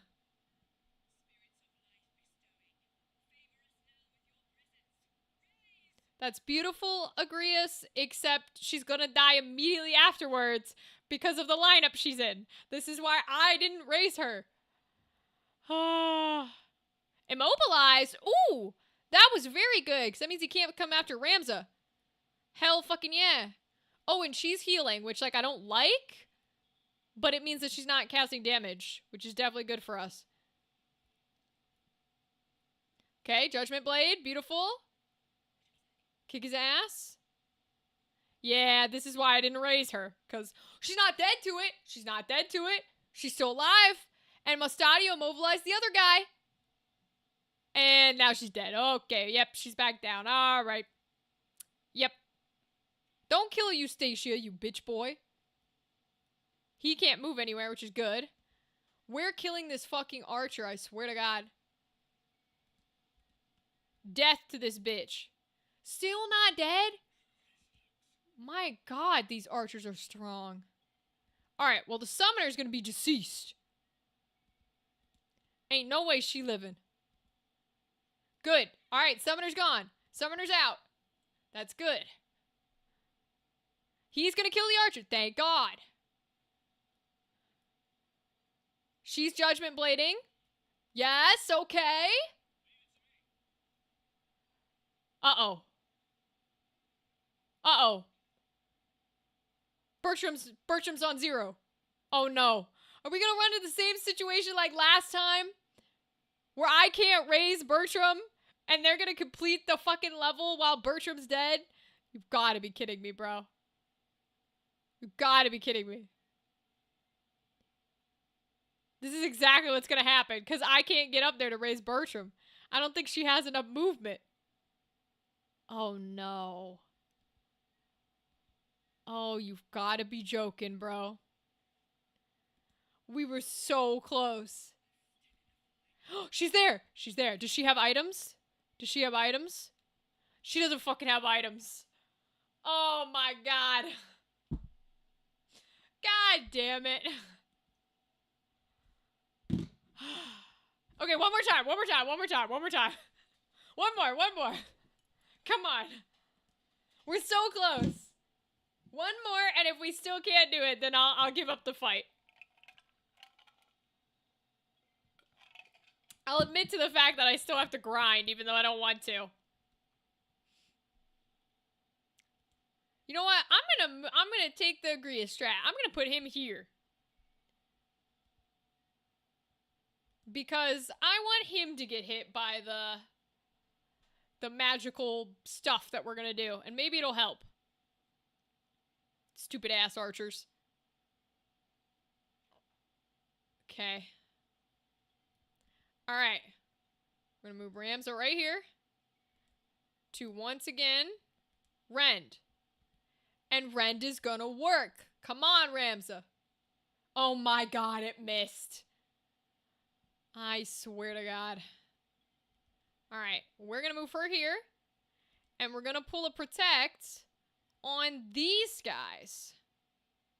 The power of Pepsi and Goldfish. At this point, I don't know, man. I don't know if it's the power of anybody. Maybe Pepsi, because I am still drinking Pepsi. Alright. We're gonna wait right here, because we want to be hit by it. He's still alive. Protect goes off. We get all 3 protects. Let's fucking go. Is she gonna cure her? Is that why she's doing that? That's interesting. Come on, regens. We get all 3 regens. Okay, good. That's good. She is curing her. Okay, interesting. We didn't give anyone in her line of sight, so... And he took her down! Ooh! Ooh, I like that. Huh.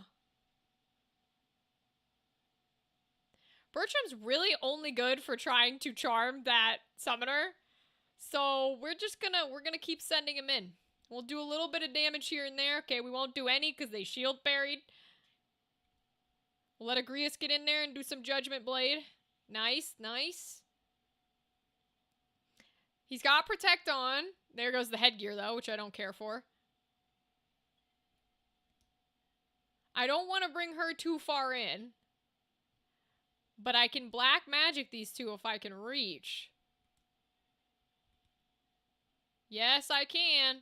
Okay, we're going to send a Fire right there. Cuthbert will kill him, but that's okay. Mustadio is fine to be down. There's no issue there. Weapon parry, let's go. We might ignore that guy and run Ramza in, but they're gonna get attacked with Fyra, so we'll put Ramza down here. Because we did not get off our Ren power. Let's see if we can get it off now. Come on, work. Yes, okay. Alright. The Ren power's off. We're gonna send Eustacia in this way.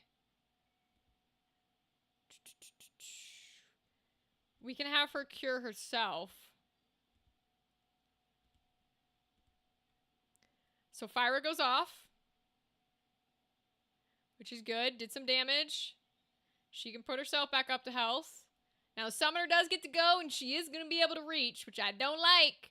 Oh, it just KOs him in one hit. Oh, alright. Oh, well, alright. Can I Steel Heart through this guy? Oh, I don't quite reach. Oh, these motherfuckers. Alright. Well, that means he dies regardless, so... I think we should just maybe try and take one out with us. We don't do enough damage to take them out with us, really?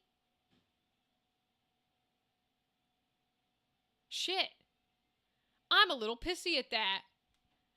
Because the Ramua kills me regardless, right? Because it's on him. It's not on the tile, I don't think. Yeah, it's on him. It doesn't seem to affect her other members, which is a little annoying. Alright, we're just going to do some damage then, because we don't get a choice here. And he evaded it. Well, never fucking mind. Fine, I'll bring him down here. He's just going to die anyways. I'm a little pissy about it, but whatever. Dang, dude. Singular hit. Okay, he's dead. That's good. The student Ramza can fight back and forth. That was a good miss.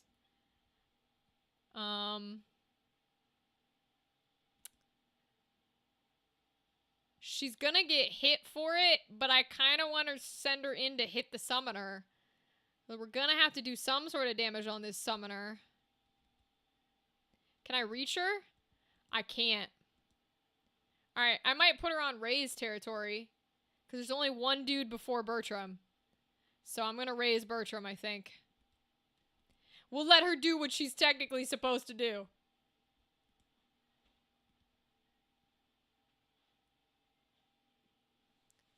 He's gonna go for Agrias, which is fine. We're gonna keep hard targeting this knight here. See if we can do any damage to him. Nice, let's go. We're gonna move her in to kill this guy. She'll get hit by a summoner, but she should be able to kill him. Nice. Let's fucking go. Okay, we can do this. Raze goes off, so Bertram's up. Which is good. The Protect is gone. But we don't super care. We're gonna run him in. Because even if he gets targeted by her, it's a distraction. So I'm kind of okay with that, to be honest.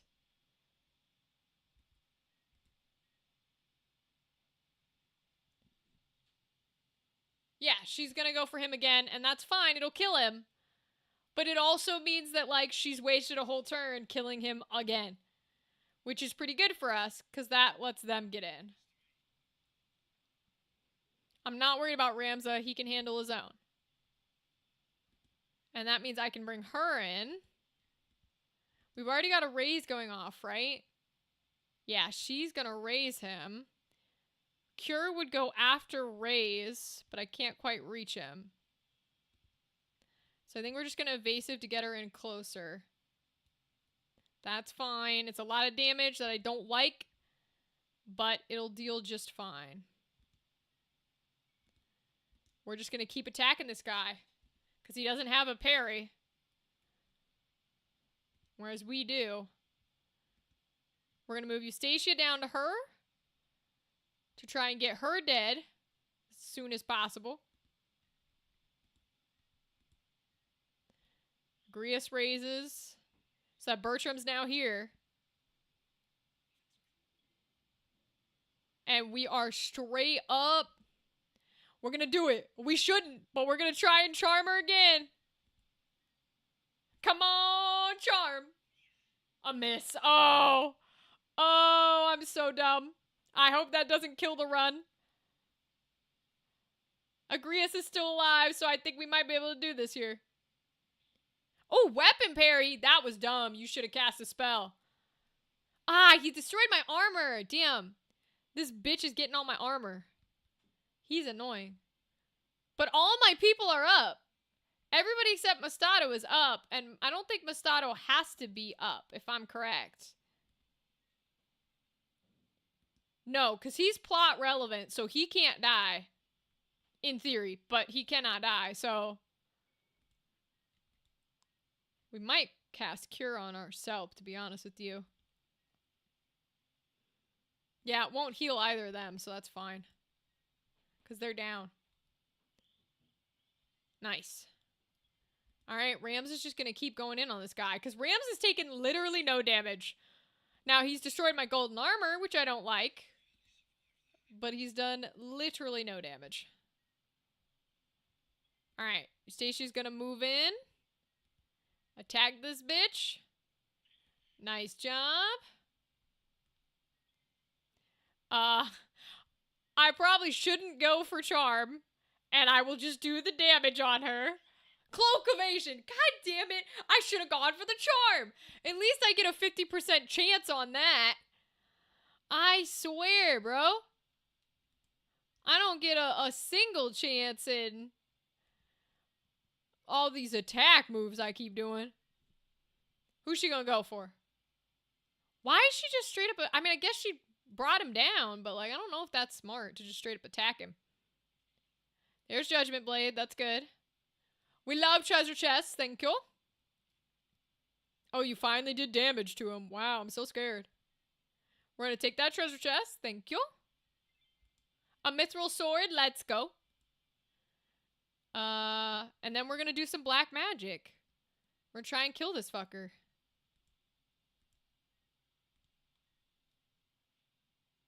Yep. That was not mine. Nope, that was the summoner. So I don't care about that. We're gonna kill this guy. Because he doesn't have a parry. And if you don't have a parry, your ass is dead. We're gonna move her in to kill the summoner. Oh, guys, I think we've got this. Why did she only do 9 damage? I don't understand how that works. Because it said 39. I still think we've got this. I still think we're good. Go ahead, deal your 50. Okay, I guess you can raise Bertram if you want. I don't see why, but... We're going to pick up all the chests. We got an adamant vest. I love it. Can we reach him from here? Not quite. I don't think we wasted on white magic, so we're just going to evasive. Go ahead, attack her. She's not dead because you're a dumb bitch. And I will stand by that.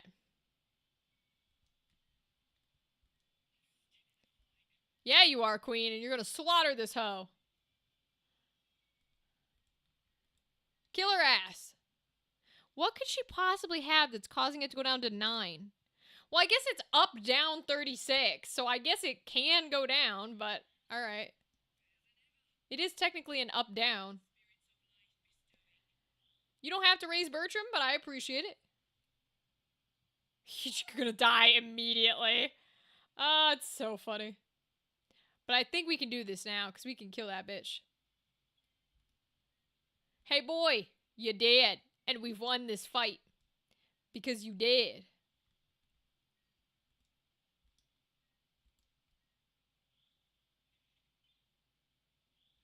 Let's fucking go! Let's go!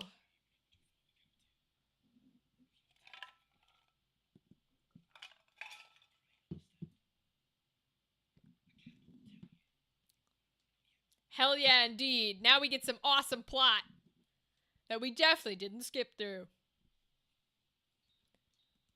Plot, plot, plot, plot, plot, plot, plot, plot.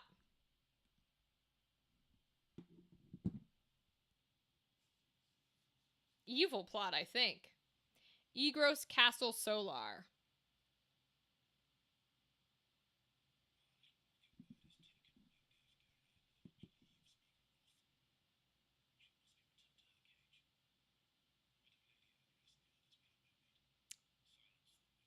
Damn, Dice Dark.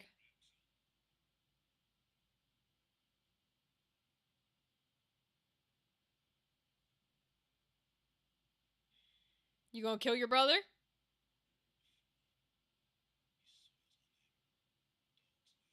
Cause you're dumb.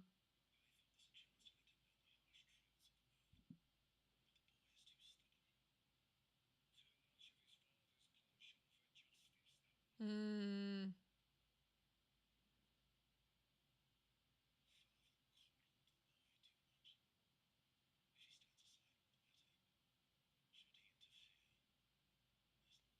Damn, they're gonna kill him.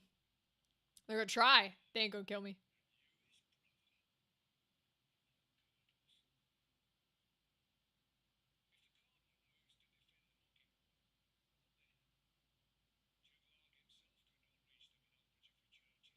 Hmm.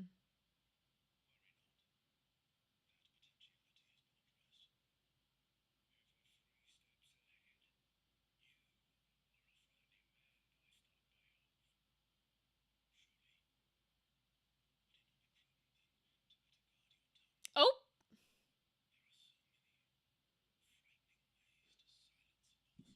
Oh! Sir! That... Damn. Alright. You're a little hot, but don't do that.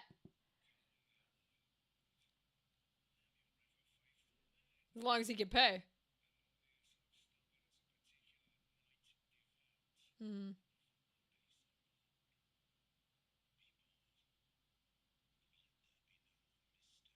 Oh, I love him.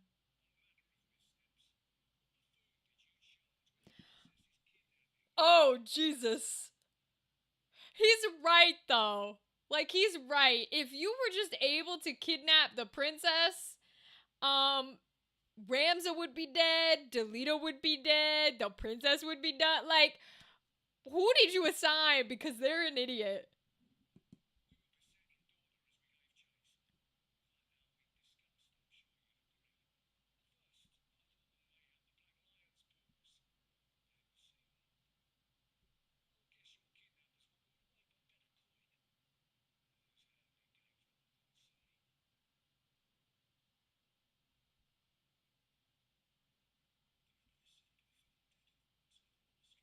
Oh. Wait, so Delita is working for someone who knows the plan. Who is he working for?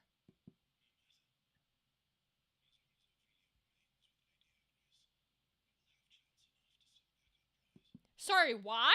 Lady Agrias is literally the best fucking character in our party. What do you have on her?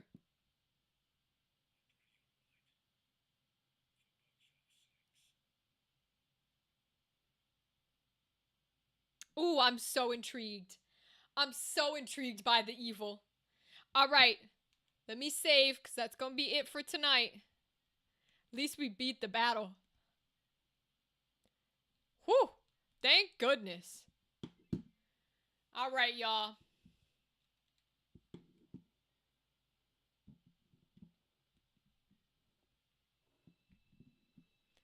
Okay. see here. Get all my buttons back.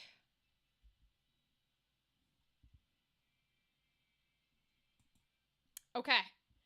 Thanks, y'all, for joining me here tonight. It has been a lot of fun playing our Final Fantasy and playing a little longer than usual because we wanted to beat those fuckers.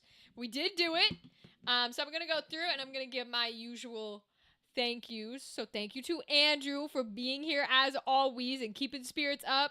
Thank you to Dadley for coming in and joining us and helping us with the game.